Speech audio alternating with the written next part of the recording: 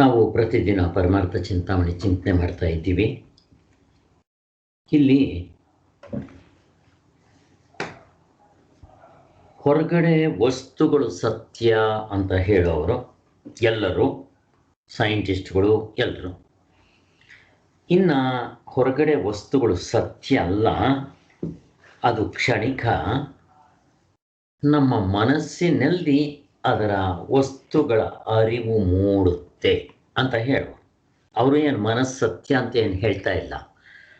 ವಸ್ತುಗಳು ಕಾಣಿಸ್ಬೇಕಾದ್ರೆ ಮನಸ್ಸಿನಲ್ಲಿ ಕಾಣುತ್ತೆ ಅಂತ ಹೇಳಿ ಅವರು ಅದನ್ನು ಸತ್ಯ ಅಂತ ಏನು ಹೇಳಲ್ಲ, ಅದು ಇಂಪಾರ್ಟೆಂಟ್ ಅಂತ ಹೇಳ್ತಾರೆ. ಈಗ ನಮ್ಮ ವೇದಾಂತಿಗಳು ಏನು ಹೇಳ್ತಾರೆ ನೀವು ಯಾರಾದರೂ ಹೇಳಿ. ಅಥವಾ ಇಷ್ಟೆಲ್ಲ ಚಿಂತನೆ ಮಾಡ್ತಾ ಇದ್ದಾರಲ್ಲ, ನಮಗೆ ಸಾರಾಂಶ ಏನು, ಯಾತಕ್ಕೋಸ್ಕರ ಇಷ್ಟೆಲ್ಲ ಬಿಡಿಸ್ತಾ ಇದ್ದಾರೆ, ಅದರ ಜಿಸ್ಟ್ ಹೇಳಿದ್ರು ಸಾಕು.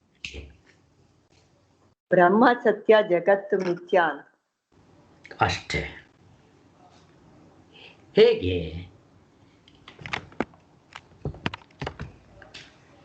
ಕರೆಕ್ಟ್. ಅಷ್ಟು ಬಿಟ್ಟರೆ ಇದನ್ನು ನಮ್ಮ ಮನನಕ್ಕೆ ತುಂಬ ಸಹಾಯ ಆಗುತ್ತೆ. ಹೇಗೆ?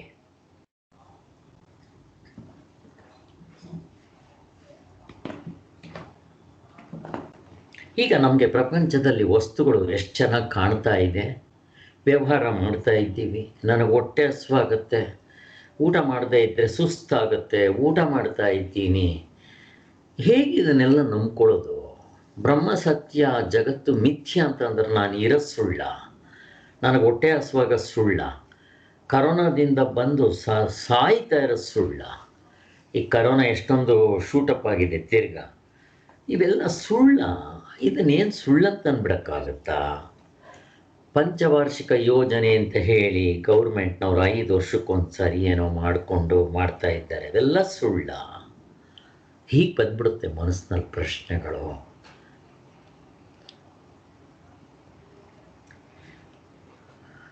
ಇಲ್ಲಿ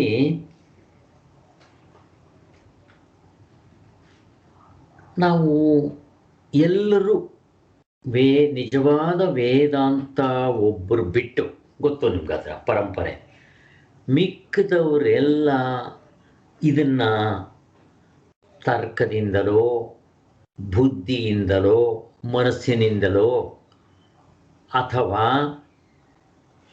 ಏನೋ ಇಂಟೆಲೆಕ್ಚುಯಲ್ ಜಗ್ಲರ್, ನೀವೆಷ್ಟೇನಾದರೂ ಕರೀರಿ, ಅವುಗಳಿಂದ ಇವರು ಪ್ರೂವ್ ಮಾಡೋಕ್ಕೆ ಹೋಗ್ತಾರೆ, ಹೊಂದೋದಿಲ್ಲ. ಮತ್ತು ಎಚ್ಚರವನ್ನೇ ಸತ್ಯವಾಗಿಟ್ಕೊಂಡು ಮಾಡೋಕ್ಕೆ ಹೋಗ್ತಾರೆ.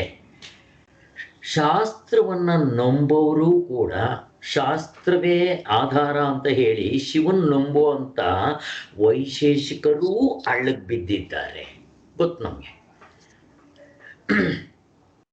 ಇವರೆಲ್ಲರೂ ಇಷ್ಟೆಲ್ಲ ಮಾಡಿದ್ರು ಯಾರು ನಿಜವಾದ ಅರಿವು ಅಥವಾ ನಿಜವಾದ ಪರಮಾತ್ಮನ ತೋರಿಸೋದಿಕ್ಕೆ ಆಗ್ತಾ ಇಲ್ಲ. ಕೆಲವರು ವಸ್ತುಗಳು ಪ್ರಪಂಚ ಸತ್ಯ ಅಂತ ಹೇಳೋರು, ಇನ್ನು ಕೆಲವರು ಶೂನ್ಯವಾದಿಗಳು ಅಂತ ಹೇಳೋರು. ಇರೋದು ಎರಡೇ ಥರದವರು. ಇವರು ಬುದ್ಧಿಸಮ್ನವ್ರು ಒಬ್ಬರು, ಅವರು ಮನಸ್ಸಿನಲ್ಲಿರುವಂಥ ಅರಿವಿನಿಂದ ನಮಗೆ ಜ್ಞಾನ ಆಗುತ್ತೆ ಅಂತ ಹೇಳೋರು. ಮತ್ತು ಅದೇ ಆತ್ಮ ಅಂತ ಅವರೇನು ಹೇಳಲ್ಲ. ಒಟ್ಟಿನಲ್ಲಿ ಜ್ಞಾನ ಆಗಬೇಕಾದ್ರೆ ಅದನ್ನು ಇಟ್ಕೊತಾರೆ ಅಷ್ಟೇ. ಅವರು ಅದನ್ನು ತೋರಿಸ್ತಾರೆ, ಅದು ಮುಖ್ಯ, ಅದು ಇರಬೇಕು, ನಮಗಿಲ್ಲೇ ಜ್ಞಾನ ಆಗೋದು, ಅಲ್ಲೇ ಪ್ರತ್ಯಯ ಮೂಡೋದು ಅಂತ. ಅಷ್ಟು ಬಿಟ್ಟರೆ ಅವರೇನು ಅದನ್ನು ಸತ್ಯ ಅಂತ ಹೇಳ್ತಾ ಇಲ್ಲ. ಆದರೆ ಅವರು ಇನ್ನೂ ಮುಂದಕ್ಕೇನೋ ಹೋಗ್ತಾರೆ, ಆತ್ಮನೇ ಇಲ್ಲ, ಶೂನ್ಯ ಅಂದ್ಬಿಡ್ತಾರೆ. ಅದೇ ಬಂದಿದ್ದು ಕಷ್ಟ. ಏನಾದರೂ ಹಾಕ್ಕೊಳ್ಳಿ, ಒಟ್ಟಿನಲ್ಲಿ ಇವರು ಏನು ಮಾಡಿದ್ರು ಪ್ರಪಂಚನ ಸತ್ಯ ಅಂತ ತೋರ್ಸಕ್ಕೆ ಬರಲ್ಲ. ಒಂದು ಕಡೆ ಆದಿ ದೈವಿಕ ಆದಿ ಭೌತಿಕ ಸತ್ಯ ಅಂತ ತೋರ್ಸೋಕ್ಕೆ ಬರಲ್ಲ ಇವರಿಗೆ. ಆದರೆ ಪಾಪ ಅವ್ರು ಏನೇನೋ ಥಿಯರಿ ಹೇಳ್ತಾರೆ, ಏನು ಥಿಯರಿ ಹೇಳಿದ್ರೂ ನಿಲ್ಕೋದಿಲ್ಲ. ಅದನ್ನೇ ಇವಾಗ ಚಿಂತನೆ ಮಾಡ್ತಾ ಇರೋದು. ವಸ್ತು ಸತ್ಯತ್ವವಾದಿಗಳು ಮತ್ತು ಈ ಮನಸ್ಸಿನ ಸತ್ಯತ್ವವಾದಿಗಳು, ಮನಸ್ಸನ್ನೇ ನಂಬೋರು ಏನು ಸರ್ಕಸ್ ಮಾಡಿದ್ರು ನಿಜವಾದ ಆತ್ಮ ಅಥವಾ ಅರಿವನ್ನು ಅರಿವಂದ್ರೆ ಹೇಗಿರಬೇಕು ಅಂತ ಕೈ ಬೆಟ್ಟಿಟ್ಟು ತೋರ್ಸಕ್ಕೆ ಬರ್ತಾ ಇಲ್ಲ. ಇಷ್ಟೇ. ಹೋಗ್ಲಿ, ನಮ್ಮ ವೇದಾಂತಿಗಳು ತೋರಿಸ್ಬಿಡ್ತಾರ ಕೈ ಇಟ್ಟು, ನೋಡ್ರಿ ಇದೇ ಹಸು, ಇಲ್ಲಿದೆ ನೋಡ್ರಿ ಇದೇ ಹಸು ಅಂತ ತೋರ್ಸಕ್ಕೆ ಬರುತ್ತಾ ವೇದಾಂತಿಗಳಿಗೆ? ನನ್ನ ಪ್ರಶ್ನೆ.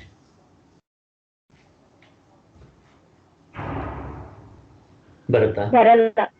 ಬರಲ್ಲ. ಮತ್ತೆ ತೋರಿಸ್ತಾರ ಇಲ್ವೋ? ಅನುಭವದಿಂದ. ಹೇಳಿ. ಒಂದ್ ಅದ್ ಕರೆಕ್ಟ್ ಅನುಭವದಿಂದ, ಮತ್ತೆ ಅಲ್ದೇ ಇರೋದು ತೆಗ್ದು ಹಾಕ್ತಾರೆ. ಅನುಭವದಿಂದ. ಯಾಕೆಂದ್ರೆ ನಮಗೆ ಸಾರ್ವತ್ರಿಕ ಪೂರ್ಣ ಅನುಭವ, ನೇರಾದ ಅನುಭವ, ಸಾಕ್ಷಿ ಅನುಭವ, ಇಂಟ್ಯೂಷನ್ ಹಿಡ್ಕೊಂಡ್ಬಿಡ್ತಾರೆ ಪಟ್ಟಾಗಿ. ಆದರೆ ಕೆಲವು ಸಾರಿ ನಾವು ಹೇಳುವಾಗ ವ್ಯವಹಾರ ದೃಷ್ಟಿಯಿಂದ ಹಂಗೆ ಹೇಳ್ತೀವಿ. ಸ್ವಾಮಿಗಳು ಒಂದು ಕಡೆ ಬರೆದಿದ್ದಾರೆ, ಎಲ್ಲರೂ ಕೂಡ ಅರಿವು ಇಂಥದ್ದೇ ಅಂತ ಕೈ ಬೆಟ್ಟಿಟ್ಟು ತೋರ್ಸಕ್ಕೆ ಬಂದಿಲ್ಲ ಅಂತ ಹೇಳಿದ್ದಾರೆ. ನಾನು ಎಷ್ಟೊಂದು ಸರಿ ಹೇಳಿದ್ದೀನಿ ಹಿಂದಿನ ಪ್ರವಚನಗಳಲ್ಲಿ.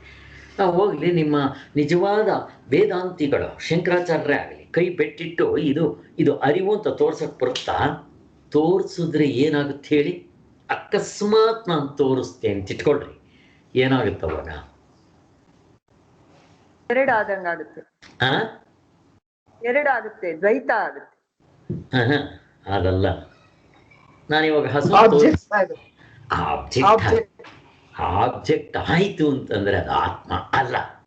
ಹೆಂಗಿದೆ ನೋಡ್ರಿ, ನೀವು ಹೆಂಗೆ ಹೋದ್ರೂ ನಮಗೆ ಅನುಭವನ ತೋರಿಸ್ಬಿಟ್ರೆ ಕುಣಿದಾಡ್ಬೋದು ನಾವು. ನೋಡಿ, ಇದು ಯಾಜ್ಞವಲ್ಕರ ಸಭೆಯಲ್ಲಿ ಜನಕ ಮಹಾರಾಜರು ಯಾಜ್ಞವಲ್ಕರು ಅವರ ಒಂದು ಸಭೆ ಗೊತ್ತು ನಮಗೆ.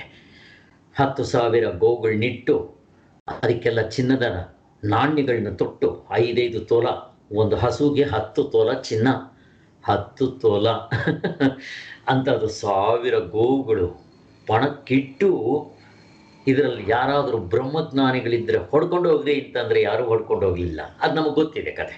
ನಿಮಗೆಲ್ಲ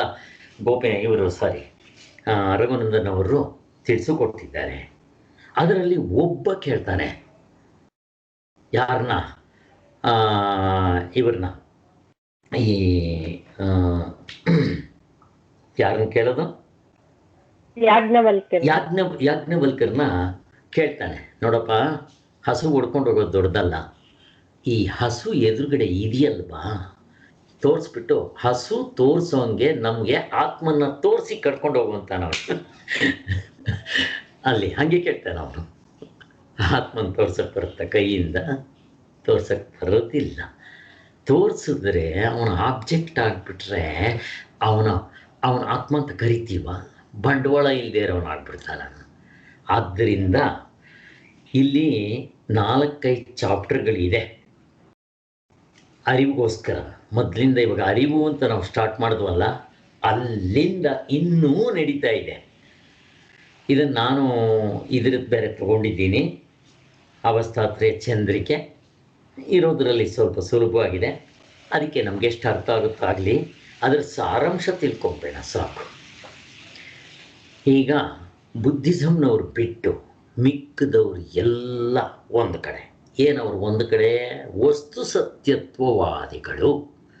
ಅಂದರೆ ಪ್ರಪಂಚದಲ್ಲಿ ವಸ್ತುಗಳು ಸತ್ಯವಾಗಿದೆ. ಅದರಲ್ಲಿ ಚಾರ್ವಾಕರು, ಲೋಕಾಯುಕ್ತರು, ಮತ್ತು ವೆಸ್ಟರ್ನ್ ಫಿಲಾಸಫರ್ಸು, ಮತ್ತು ಇನ್ಯಾರು ಒಂದು ಕಡೆ ಇವರು ಇನ್ಯಾರು, ಇವರೆಲ್ಲ ಸೇರ್ಕೊಂಡ್ಬಿಟ್ಟಿದ್ದಾರೆ. ಅದರಲ್ಲಿ ನಮ್ಮ ವೈಶೇಷಿಕರು ಸೇರ್ಕೊತಾರೆ.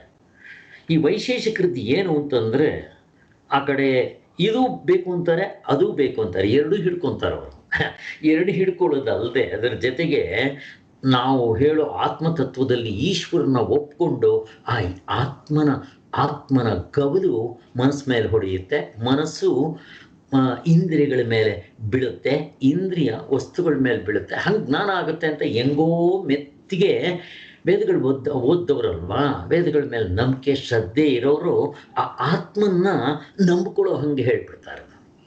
ಆಕೆ ಹಂಗೆ ಅಷ್ಟೇ. ಅಷ್ಟು ಬಿಟ್ಟರೆ ಹಿಮ್ಮಿಕ್ಕಿರೋದೆಲ್ಲ ಇವರು ಅವ್ರಿಗೆಲ್ಲ ಒಂದೇ. ಆದ್ದರಿಂದ ಈ ವಸ್ತುಗಳು ಸತ್ಯವಾಗಿದೆ ಅಂತ ಹೇಳೋದಕ್ಕೆ ಅವ್ರು ಎಲ್ಲಿ ಫೇಲ್ಯೂರ್ ಆದರು ಅಂದರೆ, ಈಗ ಒಂದು ವಸ್ತು ಇದೆ ಅಂತ ತಗೊಳ್ರಿ, ಹೇಳಿದ್ರೆ ಆ ವಸ್ತು ಇಂಥದ್ದು ಅಂತ ಹೇಳ್ತು ಅಂತ ಇಟ್ಕೊಳ್ರೆ, ಕಣ್ಣು ನೋಡಬೇಕು. ಕಣ್ಣು ಇದು ಇಂಥದ್ದೇ ವಸ್ತು ಅಂತ ಹೇಳಕ್ಕೆ ಬರಲ್ಲ. ಅದೇನು ಬರೀ ರೂಪ ಬಣ್ಣ ನೋಡುತ್ತೆ. ಮತ್ತು ಇನ್ನು ಇದು ಕಿವಿ ಶಬ್ದ ಕೇಳುತ್ತೆ, ನಾಲ್ಗೆ ರುಚಿ ನೋಡುತ್ತೆ, ಮೂಗು ವಾಸನೆ ನೋಡುತ್ತೆ, ಕೈ ಸ್ಪರ್ಶ ಮೆತ್ಕಿದೆಯೋ ಎಲ್ಲ ನೋಡುತ್ತೆ. ಅಷ್ಟು ಹೇಳಿದ್ರು ಅದು ಮಾವಿನ ಹಣ್ಣು ಅಂತ ಕೇಳಿ ನನಗೆ ಗೊತ್ತಿಲ್ಲ ಅನ್ನುತ್ತದು. ಕಣ್ಣು ಕೇಳಿ ನನಗೆ ಗೊತ್ತಿಲ್ಲ. ಯಾಕೆ? ನನಗೆ ಗೊತ್ತಿರೋದು ಅದ್ರ ಶೇಪ್ ಅಂಡ್ ಬಣ್ಣ. ಅದು ಬಿಟ್ಟರೆ ನನಗೆ ಇನ್ನೇನು ಅದು ಮಾವಿನ ಹಣ್ಣು ಅಂತ ನಾನು ಹೇಳ್ತಾ ಇಲ್ಲ. ಯಾಕೆಂದರೆ ಮಿಕ್ಕಿರೋ ಇಂದ್ರಿಯಗಳು ನೋಡೋದು ಇದಕ್ಕೆ ಗೊತ್ತಾಗಲ್ವಲ್ಲ. ಬೇರೆ ಇದಕ್ಕೆ ಗೊತ್ತಾಗೋದು ಬೇರೆ ಇಂದ್ರಿಯಗಳು ಗೊತ್ತಾಗಲ್ಲ. ಮತ್ತು ಮಾವಿನ ಹಣ್ಣು ಅಂತ ಹೇಳಿದವನು ಯಾವನಪ್ಪ ಬುದ್ಧಿವಂತ ಅಂದರೆ ಬುದ್ಧಿ. ಹೋಗ್ಲಿ, ಅವನು ನೋಡಿದ್ದಾನ ಹೊರಗಡೆ ವಸ್ತುಗಳನ್ನ ಅಂದರೆ ಅವನು ನೋಡೇ ಇಲ್ಲ. ಹೆಂಗಿದೆ ನೋಡ್ರಿ ತಮಾಷೆ, ಹೆಂಗಿದೆ ನೋಡ್ರಿ. ಹೀಗೆ ಯಾತಕ್ಕೆ ಇವೆಲ್ಲ ಇಷ್ಟು ಹೇಳ್ತಾರೆ ಅಂದರೆ, ನಿಜ ವಸ್ತು ಇಲ್ಲ. ಅದನ್ನು ಹೇಳೋದಕ್ಕೆ ನಮಗೆ ಇವುಗಳನ್ನ ಚೆನ್ನಾಗಿ ಮೆಲುಕು ಹಾಕಿದ್ರೆ ನಮಗೆ ಪ್ರಪಂಚದಲ್ಲಿ ವಿರಕ್ತಿ ಬರಲಿ ಅನ್ನೋದಕ್ಕೋಸ್ಕರ. ಭಕ್ತಿ ಮಾರ್ಗದಲ್ಲಿ ಇವೆಲ್ಲ ಇಷ್ಟು ಬೇಕಾಗಿದ್ದಿಲ್ಲ. ನೀವು 24 ಗಂಟೆ ನಿಮಗೆ ಜಪ ಮಾಡೋಕ್ಕೆ ಬಂತು ಅಂತ ಅಂದರೆ ಇದನ್ನು ಇಟ್ಕೊಳ್ದೇ ಇದ್ದರೂ ಪರವಾಗಿಲ್ಲ. ನಮ್ಗೆ ಆ ಕಡೆ ಅದು ಬರೋದಿಲ್ಲ, ಇದು ಹಿಡ್ಕೊಳ್ಳೋಕ್ಕೆ ಬರೋಲ್ಲ. ಎರಡು ತಪ್ಪಿಟ್ಟು ಮಧ್ಯದಲ್ಲಿ ನಾವು ಅಂತರ್ಪಿಶಾಚಿಗಳಾಗಿರ್ತೀವಿ ಸಾಧನೆ ವಿಚಾರದಲ್ಲಿ. ಇಷ್ಟೇ. ಹೋಗಲಿ, ಇವರು ವಸ್ತು ಇಂಥದ್ದೇ ಅಂತ ಹೇಳಕ್ಕೆ ಬರ್ತಾ ಇಲ್ಲ. ಇನ್ನು ಇವರು ಬುದ್ಧಿಸಮ್ನವರು, ಅವರಲ್ಲಿ ಇಬ್ಬರು ಎಷ್ಟು ಜನ ಏನು ಬೇಕಾದರೂ ಹೇಳಿ, ಅವರು ವಸ್ತುಗಳು ಕ್ಷಣಿಕರಿ, ಬದಲಾವಣೆ ಆಗ್ತಾ ಇರುತ್ತೆ. ಅದರಿಂದ ನೀವು ಹೆಂಗ್ರಿ ಕಂಡುಹಿಡಿತೀರ ವಸ್ತು ಇಂಥದ್ದು ಅಂತ? ಕಂಡುಹಿಡಿಯೋಕ್ಕೆ ಬರೋಲ್ಲ. ನಿಮ್ಮ ಮನಸ್ಸಿನಲ್ಲಿ ಅದರ ಪ್ರತ್ಯಯಗಳು ಮೂಡುತ್ತೆ, ಅದರ ವೃತ್ತಿ ಮೂಡುತ್ತೆ, ಅದರ ಮಾರ್ಪಾಡು. ಚೆನ್ನಾಗಿ ಹೇಳ್ತಾರೆ, ನಮ್ಮಂಗೆ ಹೇಳ್ತಾರೆ ಅವರು. ಹೇಳಿಬಿಟ್ಟು ಕೊನೆಗೆ ಅರಿವು ಅಂದರೆ ಏನು ಹೇಳಕ್ಕೆ ಬರಲ್ಲ ಅವರಿಗೆ. ನಿಜ, ಅಲ್ಲಿ ವಸ್ತು ಮೂಡುತ್ತೆ, ಪ್ರತ್ಯಯ ಮೂಡುತ್ತೆ, ಎಲ್ಲ ಸೇರೆ. ನಿನ್ನ ಪ್ರತ್ಯಯದಿಂದ ಇಂಥದ್ದೇ ವಸ್ತು ಅಂತ ಹೆಂಗೆ ಹೇಳ್ತೀಯ? ಈಗ ಮನಸ್ಸು ನೋಡಿಲ್ಲ, ಬುದ್ಧಿ ನೋಡಿಲ್ಲ. ಈ ಬುದ್ಧಿ ಹೇಳೋದನ್ನು ನಂಬ್ಕೊಂಡು ಈ ವಸ್ತು ಇಂಥದ್ದು ಅಂತ ನೀನು ಹೆಂಗೆ ಪಟ್ಟಿಸೇಟ್ ಮಾಡ್ತೀಯಾ ಅಂತ ಅವನು ಕೇಳಿದ್ರೆ ಅವನಲ್ಲಿ ಉತ್ತರ ಇಲ್ಲ. ಯಾಕೆ? ವಸ್ತು ನೋಡಿಲ್ಲ, ಮನಸ್ಸು ಬುದ್ಧಿ ಅಷ್ಟೇ. ಅವನು ಹೇಳೋದ್ರಲ್ಲಿ ಇಂದ್ರಿಯಗಳು ನೋಡಿಲ್ಲ, ಇವನು ಹೇಳೋದ್ರಲ್ಲಿ ಮನಸ್ಸು ಬುದ್ಧಿ ನೋಡಿಲ್ಲ. ಅಹಂಕಾರಕ್ಕಂತೂ ಗೊತ್ತೇ ಆಗೋದಿಲ್ಲ, ಅವನ ಹಿಂದೆಗಡೆ ಇರ್ತಾನೆ. ಈಗ ಯಾಕೋ ಈ ಇಂಥದ್ದು ವಸ್ತು ಅಂತ ಹೆಂಗೆ ಹೇಳ್ತೀರಾ ಅಂದು ಕಷ್ಟ ಬಂದಿರೋದು. ಈಗ ಮನೆ ಕಟ್ತೀರ, ಮನೆ ಕಟ್ಟಿದ ತಕ್ಷಣ ಇದು ಮನೆ ಅಂತ ಹೇಳ್ತೀರ. ಈಗ ಬಾಗಿಲು ಮನೇನ? ಅಲ್ಲ. ಕಿಟಕಿ ಮನೇನ? ಅಲ್ಲ, ಅದು ಒಂದು ಪಾರ್ಟು. ರೂಫು ಮನೇನ? ಅಲ್ಲ. ಫ್ಲೋರಿಂಗು ಮನೇನ? ಅಲ್ಲ. ಗೋಡೆಗಳ ಮನೇನ? ಅಲ್ಲ. ಕಬ್ಬಣ ಮನೇನ? ಅಲ್ಲ. ಕಂಬುಗಳ ಮನೇನ? ಅಲ್ಲ. ಮತ್ತು ಮನೆ ಅಂದರೆ ಯಾವುದಪ್ಪ? ಮನೆನೇ ಇಲ್ಲ ಅಲ್ಲಿ. ಇವರು ಏನು ಸರ್ಕಸ್ ಮಾಡಲಿ, ನಿಮಗೆ ವಸ್ತು ತೋರ್ಸಕ್ಕೆ ಬರೋದಿಲ್ಲ. ಒಟ್ಟಿನಲ್ಲಿ ಅದು ಮನೆ ಅಂತ ನಾವು ಕರಿತೀವಿ, ಉಪಯೋಗಿಸ್ತೀವಿ. ವ್ಯವಹಾರಕ್ಕೆ ಇಷ್ಟೆಲ್ಲ ಇದೆ. ಇಲ್ಲಿ ಇಷ್ಟೇ. ನಾವು ಹಿಂಗೆ ಎಷ್ಟು ಸರ್ಕಸ್ ಮಾಡಿದ್ರೂ ವಸ್ತು ಇಲ್ಲ ಅಂತ ಹೇಳಕ್ಕೆ ಬರಲ್ಲ. ಮತ್ತು ಏನು ಮಾಡಬೇಕು ಅಂತ ನೇರಾದ ಅನುಭವದಿಂದ ಎಚ್ಚರ, ಕನಸು, ನಿದ್ದೆ ಮೂರಕ್ಕೂ ಈಕ್ವಲ್ ಇಂಪಾರ್ಟೆನ್ಸ್ ಕೊಟ್ಟು ಸಾರ್ವತ್ರಿಕ ಪೂರ್ಣ ಅನುಭವದಿಂದ ನೋಡಿ, ವಸ್ತುನೇ ಇರಲ್ಲ. ಇಷ್ಟೇ ಬೇಕಾಗಿರೋದು ನಮ್ಗೆ. ಇದನ್ನು ಹಿಡ್ಕೊಳ್ರಿ, ಇನ್ನೇನೂ ಬೇಕಾಗಿಲ್ಲ. ಈಗ ಹಾವು ಪ್ರಾತಿಭಾಸಿಕ ಸತ್ಯ ಇಲ್ಲ, ಕರೆಕ್ಟ್. ಹಾವು ಇಲ್ಲವೇ ಇಲ್ಲ, ಅದನ್ನು ಎಲ್ಲರೂ ಒಪ್ಕೊತಾರೆ. ವಿಷಯ ಸತ್ಯತ್ವವಾದಿಗಳೂ ಒಪ್ಕೊತಾರೆ, ಬುದ್ಧಿಸಮ್ನವರೂ ಒಪ್ಕೊತಾರೆ. ಸ್ವಾಮಿ, ಹಾವಿಲ್ಲದೆ ಇದ್ದರೆ ಹಾಗಾಗಿ ಹೋಗಲಿ, ಹಗ್ಗ ಸತ್ಯವಾಗಿದೆಯಲ್ವಾ ಅಂತಾರೆ. ಈ ಹಗ್ಗನ ಇವರು ಪ್ರೂವ್ ಮಾಡ್ತಾ ಇದ್ದಾರಪ್ಪ, ಇಷ್ಟೇ, ಇನ್ನೇನಿಲ್ಲ. ನಿಜ, ಹಾವಿಲ್ಲ, ಹಗ್ಗ ಸತ್ಯವಾಗಿದೆಯೋ ಇಲ್ವೋ ಅವ್ರು ಹೇಳೋದು ಸತ್ಯವಾಗಿದೆ, ಇವರು ಹೇಳೋದು ಸತ್ಯವಾಗಿದೆ. ಹಾಗಾದರೆ ಸತ್ಯವಾಗಿರೋ ವಸ್ತು ಯಾವುದು? ಹಗ್ಗವೇ ಸತ್ಯನೇನು ಅಂತ ನಾವು ಕೂತ್ಕೊಂಡ್ರೆ ನಮಗೆ ಗೊತ್ತು ಉತ್ತರ. ಹಗ್ಗವೂ ಸತ್ಯವಾಗಿಲ್ಲ. ಯಾಕೆ? ನೀವು ಹೆಂಗೆ ಹೇಳ್ತೀರಾ?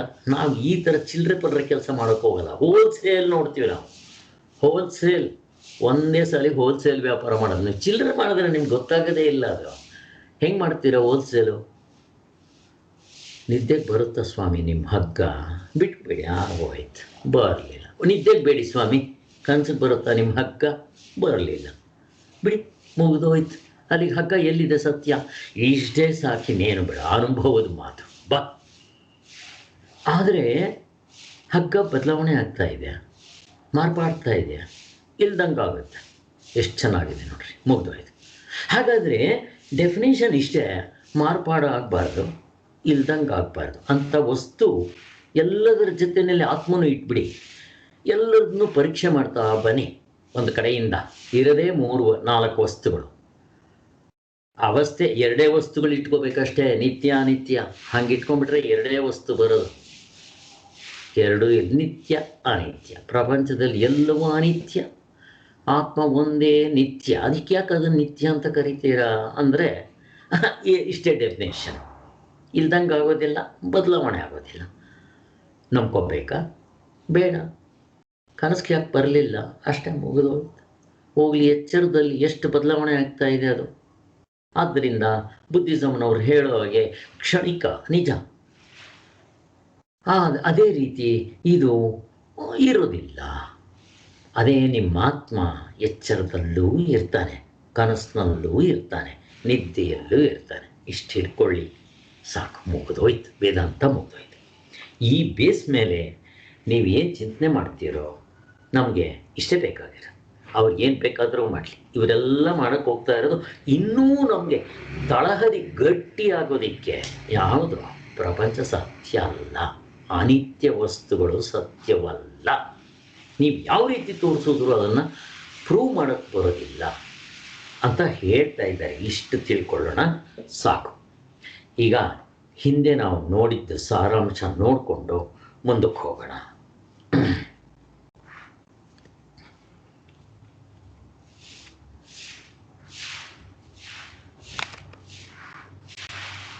ಈಗ ಅವಸ್ಥಾತ್ರಯ ಚಂದ್ರಿಕೆ ಅರಿವಿನ ವಿಚಾರದಲ್ಲಿ ಪ್ರತ್ಯಕ್ಷ ಜ್ಞಾನದ ವಿಷಯ ಅದನ್ನೇ ಹೇಳ್ತಾ ಇದ್ದಾರೆ. ಏನು ಹೇಳಿದ್ರು ಹಿಂದೆ? ಇಲ್ಲಿ ಮೊದಲು ಕೆಲವು ಚಾಪ್ಟರ್ಗಳಲ್ಲಿ ವಿಷಯ ಸತ್ಯತ್ವವಾದಿಗಳು ಏನು ಹೇಳಿದ್ರು ಅದನ್ನೆಲ್ಲ ಹೇಳಿದ್ರು. ಅದು ಇಂಥದ್ದೇ ಅರಿವು ಅಂತ ತೋರ್ಸಕ್ಕೆ ಬರಲಿಲ್ಲ. ಕೊನೆಗೆ ವಿಜ್ಞಾನ, ಇವರು ಬುದ್ಧಿಸಮ್ನವರು, ಅವರು ತೋರ್ಸಕ್ಕೆ ಬಂದರು. ಅರಿವನ್ನು ತೋರ್ಸಕ್ಕೆ ಬರಲಿಲ್ಲ, ಅವ್ರದ್ದು ಫೇಲ್ಯೂರ್ ಆಯಿತು. ಈಗ ವೇದಾಂತವನ್ನು ಒಪ್ಪಿರೋರು ಆ ಕಡೆ ಈ ಕಡೆ 2 ಕಡೆನೂ ತೂಗಾಡೋರು, ಆತ್ಮನ ಒಪ್ಪೋರು, ಇವರು ಹೇಗೆ ಪ್ರೂವ್ ಮಾಡ್ತಾರೆ ಅನ್ನೋದನ್ನು ಹಿಡ್ಕೊಂಡು ಹೋಗ್ತಾ ಇದ್ದಾರೆ. ಇವರು ಏನು ಮಾಡ್ತಾರೆ?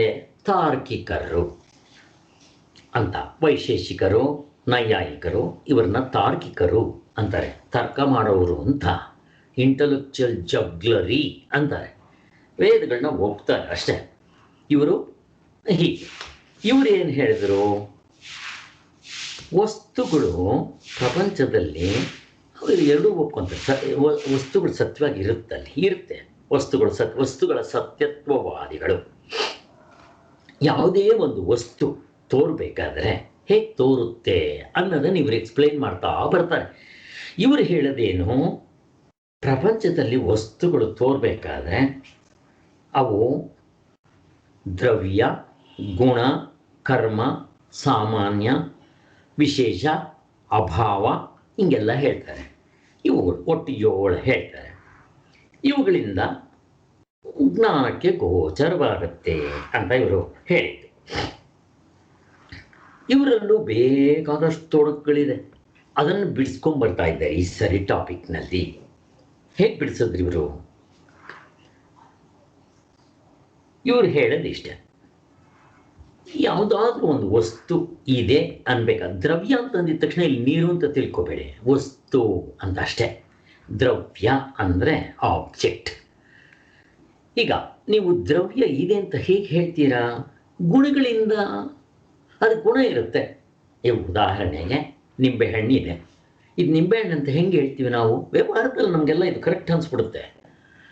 ಅದು ಗುಂಡಾಗಿದೆ, ಹಳದಿ ಬಣ್ಣ ಇದೆ ಮೇಲ್ಗಡೆ, ಆ ಶೇಪ್ ಮಾವಿನಣ್ಣಷ್ಟು ದೊಡ್ಡದಾಗೇನಿಲ್ಲ, ಚಿಕ್ಕದಾಗಿದೆ, ಹಳದಿ ಬಣ್ಣ ಇದೆ, ಅಥವಾ ಗ್ರೀನ್ ಕಲರ್ ಇರುತ್ತೆ, ಯೆಲ್ಲೋ ಕಲರು ಗ್ರೀನ್ ಕಲರು, ಸ್ವಲ್ಪ ಹಣ್ಣಾದಾಗೆ ಯೆಲ್ಲೋ ಕಲರ್ ಆಗುತ್ತೆ, ಇಲ್ಲಿದ್ದರೆ ಸ್ವಲ್ಪ ಗ್ರೀನ್ ಕಲರ್ ಇರುತ್ತೆ, ಗೊತ್ತು ನಮಗೆ. ಅದರ ರಸ ಅದು ನಾಲ್ಗಿಗೆ ಉಳಿ ಇರುತ್ತೆ. ಹೀಗೆ ಅಲ್ಲೇನಾಯಿತು, ಅದರ ವಸ್ತುವಿನ ಇಷ್ಟು ಗೊತ್ತಾಯ್ತು ನಮಗೆ. ಯಾವುದೇ ವಸ್ತು ತಗೊಂಡ್ರೆ ಅದಕ್ಕೆ ಗುಣಗಳಿರುತ್ತೆ, ಆ ಗುಣಗಳಿಂದ ಇಂತಿಂಥದ್ದು ಅಂತ ಹೇಳ್ಬೋದು. ಒಂದು ಅದರ ಬಣ್ಣ, ವಾಸನೆ, ಸವಿ, ಇವುಗಳನ್ನೆಲ್ಲ ನೋಡಿಕೊಂಡು ಇದು ನಿಂಬೆಹಣ್ಣು ಅಂತ. ಇದು ಸಾಮಾನ್ಯ. ಅದರಲ್ಲಿ ವಿಶೇಷ ಅಂತಂದರೆ ದೊಡ್ಡ ನಿಂಬೆಹಣ್ಣು ಬರುತ್ತೆ, ಗಜ ನಿಂಬೆ ಅಂತ. ಅದಕ್ಕೆ ಕೆಲವು ಗುಣಗಳಿರುತ್ತೆ, ದಪ್ಪಕ್ಕಿರುತ್ತೆ ಸೈಜು, ಮಿಕ್ಕಿರೋದೆಲ್ಲ ಸೇಮ್ ಅದೇ ಗುಣಗಳಿರುತ್ತೆ. ಹೀಗೆಲ್ಲ ಹೇಳ್ತಾ ಬರ್ತಾರೆ ಇವರು ವಸ್ತುಗಳನ್ನ. ಹಿಂಗೆ ಹೇಳ್ತಾರೆ. ಹಿಂಗೆ ಹೇಳಿದ ತಕ್ಷಣ ನಾವು ಹಿಂದೆ ಬೇರೆಯವರಿಗೆ ಯಾವುದನ್ನು ಅಡಾಪ್ಟ್ ಮಾಡಿದ್ವೋ ಇವ್ರಿಗೂ ಅಡಾಪ್ಟ್ ಅದೇ ಮಾಡಬೇಕು. ಈಗ ಇಂದ್ರಿಯಗಳು ಇದರ ಗುಣಗಳನ್ನ ನೋಡುತ್ತೆ ಅಲ್ವಾ? ಕಣ್ಣು ನೋಡೋದೇನು? ಅದರ ಶೇಪು ಮತ್ತು ಅದರ ಬಣ್ಣ. ವಾಸನೆ ನೋಡೋದು ಮೂಗು, ಮತ್ತು ರುಚಿ ನೋಡೋದು ನಾಲ್ಗೆ. ಈಗ ನಾಲ್ಗೇನು ಕೇಳಿ, ನಿಂಬೆಹಣ್ಣು ಅಂದರೆ ಇದೇನಂತ ನಾನು ಗೊತ್ತಿಲ್ಲ ಅನ್ನೋದು, ಅದೇ ಹೆಸರಿರಲಿಲ್ಲ. ಕಣ್ಣನ್ನು ಕೇಳಿ ನಾನು ಗೊತ್ತಿಲ್ಲ, ಅದು ನಿಂಬೆಹಣ್ಣು ನಾನು ನೋಡಿಲ್ಲ. ಮತ್ತು ನೀನು, ನಾನು ಬರೀ ಬಣ್ಣ ನೋಡಿದ್ದೀನಿ ಅಷ್ಟೇ, ಅದರ ಶೇಪ್ ನೋಡಿದ್ದೀನಿ, ಇಷ್ಟು ಬಿಟ್ಟರೆ ನನಗೆ ನಿಂಬೆಹಣ್ಣು ಅನ್ನೋದು ಗೊತ್ತಿಲ್ಲ, ಮಿಕ್ಕಿರೋದು ಏನು ಗೊತ್ತಿಲ್ಲ. ಹಾಗೆ ಇಂದ್ರಿಯಗಳು ನಿಂಬೆಹಣ್ಣು ನೋಡಿಲ್ಲ. ಇನ್ಯಾವ್ದು ನೋಡಿರೋದು? ಬುದ್ಧಿನೋ ಮನಸ್ಸನ್ನೋ ಕೇಳಿ ಅವು ಹೊರಗಡೆ ಹೋಗೇ ಇಲ್ಲ. ಸೇಮ್ ಅವಾಗಲೇ ನಾವು ಬೇರೆಯವ್ರಿಗೆ ಏನು ನೋಡಿದ್ವೋ ಈ ತಾರ್ಕಿಕರಲ್ಲೂ ಇದೇ ಪ್ರಾಬ್ಲಮ್ ಬರುತ್ತೆ, ಪ್ರೂವ್ ಮಾಡೋಕ್ಕೆ ಬರೋಲ್ಲ. ಅಲ್ಲಿಗೆ ವಸ್ತು ಇಂಥದ್ದು ಅಂತ ಇವ್ರು ಏನು ರೀಸನ್ ಕೊಡ್ತಾರೋ ಹೊಂದೋದಿಲ್ಲ ಅಂತ ಇಷ್ಟು ತಿಳ್ಕೊಂಡ್ರೆ ಸಾಕು. ಇದೇ ಥರ ಇನ್ನೂ ಮಿಕ್ಕಿರೋದೆಲ್ಲ ಹೇಳ್ತಾ ಬರ್ತಾರೆ. ಹಿಂದೆ ನಾವೇನು ಮಾಡಿದ್ವಿ? ದ್ರವ್ಯ ಅಂದರೆ ವಸ್ತು. ಗುಣದಿಂದ ಏನಾದರೂ ವಸ್ತುನ ತೋರ್ಸಕ್ಕೆ ಬರುತ್ತಾ? ಬರಲ್ಲ. ಹೋಗಿ ಅರಿವಿನೇನಾದರೂ ತೋರಿಸ್ತೀರಾ? ಇದೇ ಅಂತ ಅರಿವು, ಅದು ತೋರ್ಸಕ್ಕೆ ಬರಲಿಲ್ಲ ಇವರಿಗೆ, ಫೇಲ್ಯೂರ್ ಆದರೆ. ಮುಂದಕ್ಕೆ ಹೋಗೋಣ. ಇವಾಗ ಗುಣ ತೋರ್ಸಕ್ಕಾಗಲಿಲ್ಲ, ದ್ರವ್ಯ, ಗುಣ, ಕರ್ಮ, ಕರ್ಮದಿಂದ ಏನಾದರೂ ತೋರ್ಸಕ್ಕಾಗುತ್ತಾ? ಇವತ್ತು ಆ ಟಾಪಿಕ್ ನಾವು ಹಿಡ್ಕೋಬೇಕಾಗಿದೆ. ಹೋಗೋಣ.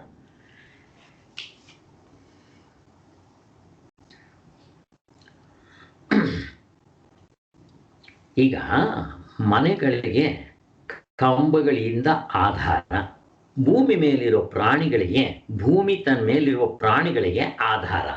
ಹಾಗೆ ಇವರು ಇದು ನಿಂಬೆಹಣ್ಣು ಅಂತ ಹೇಳೋದಕ್ಕೆ ಏನಿದೆ ಆಧಾರ? ಇವರಿಗೆ ಏನೂ ಇಲ್ಲ. ಅದು ದ್ರವ್ಯ, ಗುಣಕ್ಕಷ್ಟೇ ಅಷ್ಟು, ಬಿಟ್ಟು ಬಿಡೋಣ, ಫೇಲ್ಯೂರ್. ನೆಕ್ಸ್ಟ್ ದ್ರವ್ಯ, ಕರ್ಮ ತಗೊಳ್ಳೋಣ. ಅದರಿಂದ ಏನಾದರೂ ಇದು ವಸ್ತು ಇಂಥದ್ದು ಅಂತ ಏನಾದರೂ ನಿಶ್ಚಯ ಮಾಡೋಕ್ಕಾಗುತ್ತಾ ಅಂತ. ಈಗ ನಮ್ಮನ್ನೇ ತಗೊಳ್ಳಿ. ನಾನು ಡಾಕ್ಟ್ರ್ ಅಂತಾರೆ, ಕೆಲಸ ಮಾಡೋ ವೃತ್ತಿಯಿಂದ.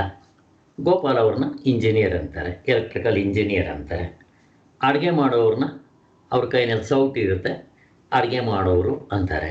ಆರೆ ಕೋಲು ಇವೆಲ್ಲ ಇಟ್ಕೊಂಬಂದರೆ ಇವನು ಮಣ್ಣಿನ ಕೆಲಸ ಮಾಡೋನು ಅಂತಾರೆ, ಬಾವಿ ತೋಡೋನು ಏನೋ ಅಂತ ಹೇಳ್ತಾರೆ. ಹುಟ್ಟಕ್ಕೆ ಮೊದಲು ಅವನು ಇಟ್ಕೊಂಡು ಬಂದಿರ್ತಾನ. ನಾನು ಹುಟ್ಟದಾಗಲೇ ಡಾಕ್ಟ್ರ್ ಆಗಿದ್ನ? ಇಲ್ಲ, ಆಮೇಲೆ ಆಗಿದ್ದು. ಮತ್ತು ಕರ್ಮದಿಂದ ನೀವು ಮನುಷ್ಯನ ಹೇಗೆ ಡಿಸೈಡ್ ಮಾಡ್ತೀರಾ? ಅದಕ್ಕೆ ಮೊದಲು ಇಲ್ಲ, ಆಮೇಲೆ ಕೊನೆಗೆ ಅವನೆಲ್ಲ ಮರ್ತೋಗ್ಬಿಡ್ತಾನೆ ಎಲ್ಲ. ಆವಾಗಲೂ ಸುಮ್ಮನೆ ಹೆಸರು ಡಾಕ್ಟ್ರ್ ಅನ್ಬೋದು. ಹೀಗೆ ನಾವು ವಸ್ತುಗಳನ್ನ ಇಲ್ಲೇ ಡಿಸೈಡ್ ಮಾಡೋಕ್ಕಾಗೋದಿಲ್ಲ. ಅದೇ ರೀತಿ ಇಲ್ಲಿ ಇವುಗಳ ತೊಡಕುಗಳನ್ನ ಸ್ವಲ್ಪ ತೋರಿಸ್ತಾ ಬರ್ತಾರೆ. ನೋಡೋಣ ಹೇಗೆ ಅಂತ. ಹೇಗೆ ಹಿಂದೆ ದ್ರವ್ಯ ಗುಣಗಳಿಗೆ ಆಧಾರ ಇಲ್ಲದೆ ಅಲ್ಲಾಡ್ತಾ ಇತ್ತೋ, ಇದಿಷ್ಟು ದ್ರವ್ಯ ಗುಣಗಳ ಮಾತಾಯಿತು. ಈಗ ದ್ರವ್ಯ ಕರ್ಮದಿಂದ ಡಿಸೈಡ್ ಮಾಡಕ್ಕಾಗಲ್ಲ ಅಂದಂಗ ಆಯ್ತಾ? ಏನಂದ್ರಿ? ಕರ್ಮದಿಂದ ಹಾ, ವಸ್ತುಗಳು ಡಿಸೈಡ್ ಮಾಡಕ್ಕಾಗಲ್ಲ.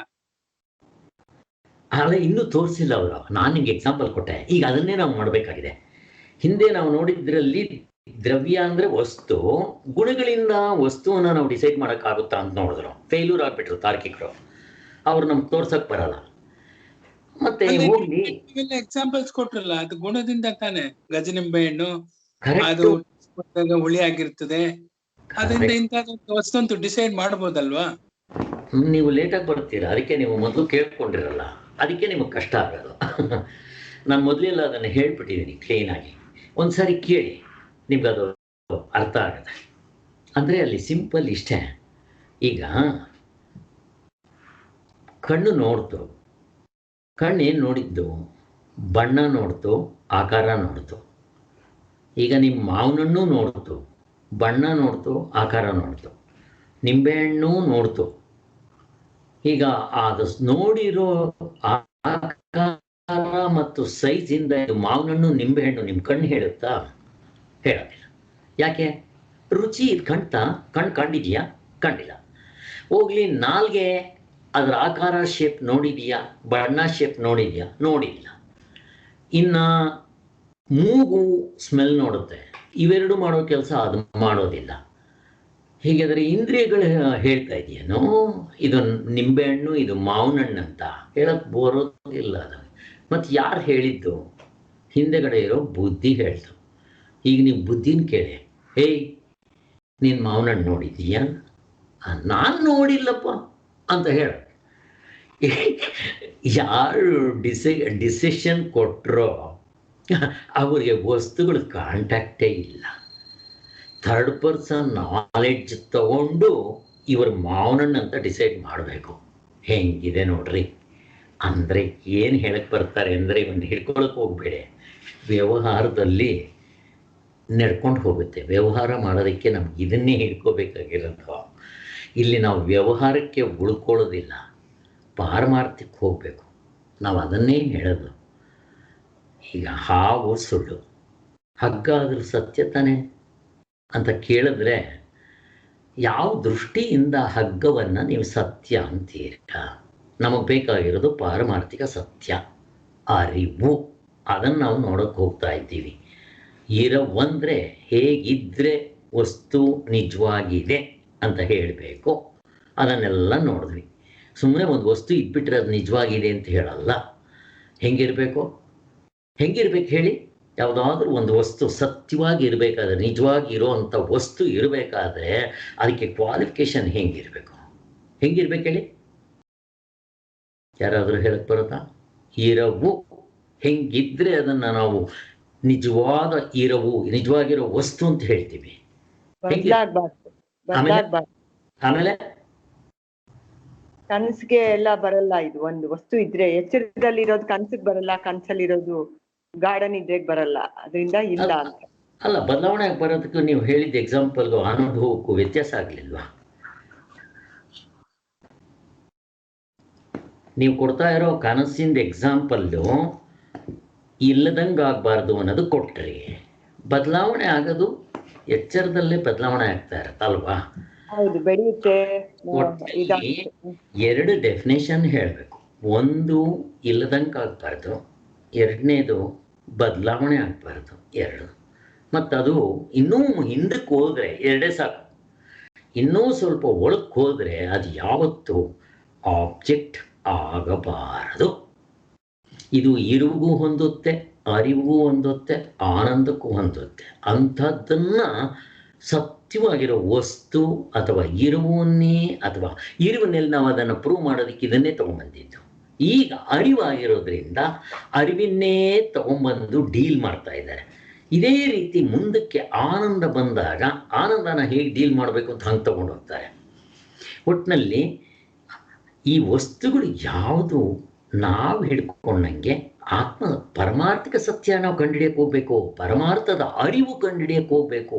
ನನಗೆ ಶಾಶ್ವತವಾಗಿರೋ ವಸ್ತು ಬೇಕು, ಶಾಶ್ವತವಾಗಿರೋ ಜ್ಞಾನ ಬೇಕು, ಶಾಶ್ವತವಾಗಿರೋ ಆನಂದ ಬೇಕು ನನಗೆ. ಅದು ಒಂದರಲ್ಲೇ ಎಲ್ಲನೂ ಇದೆ. 3 in 1.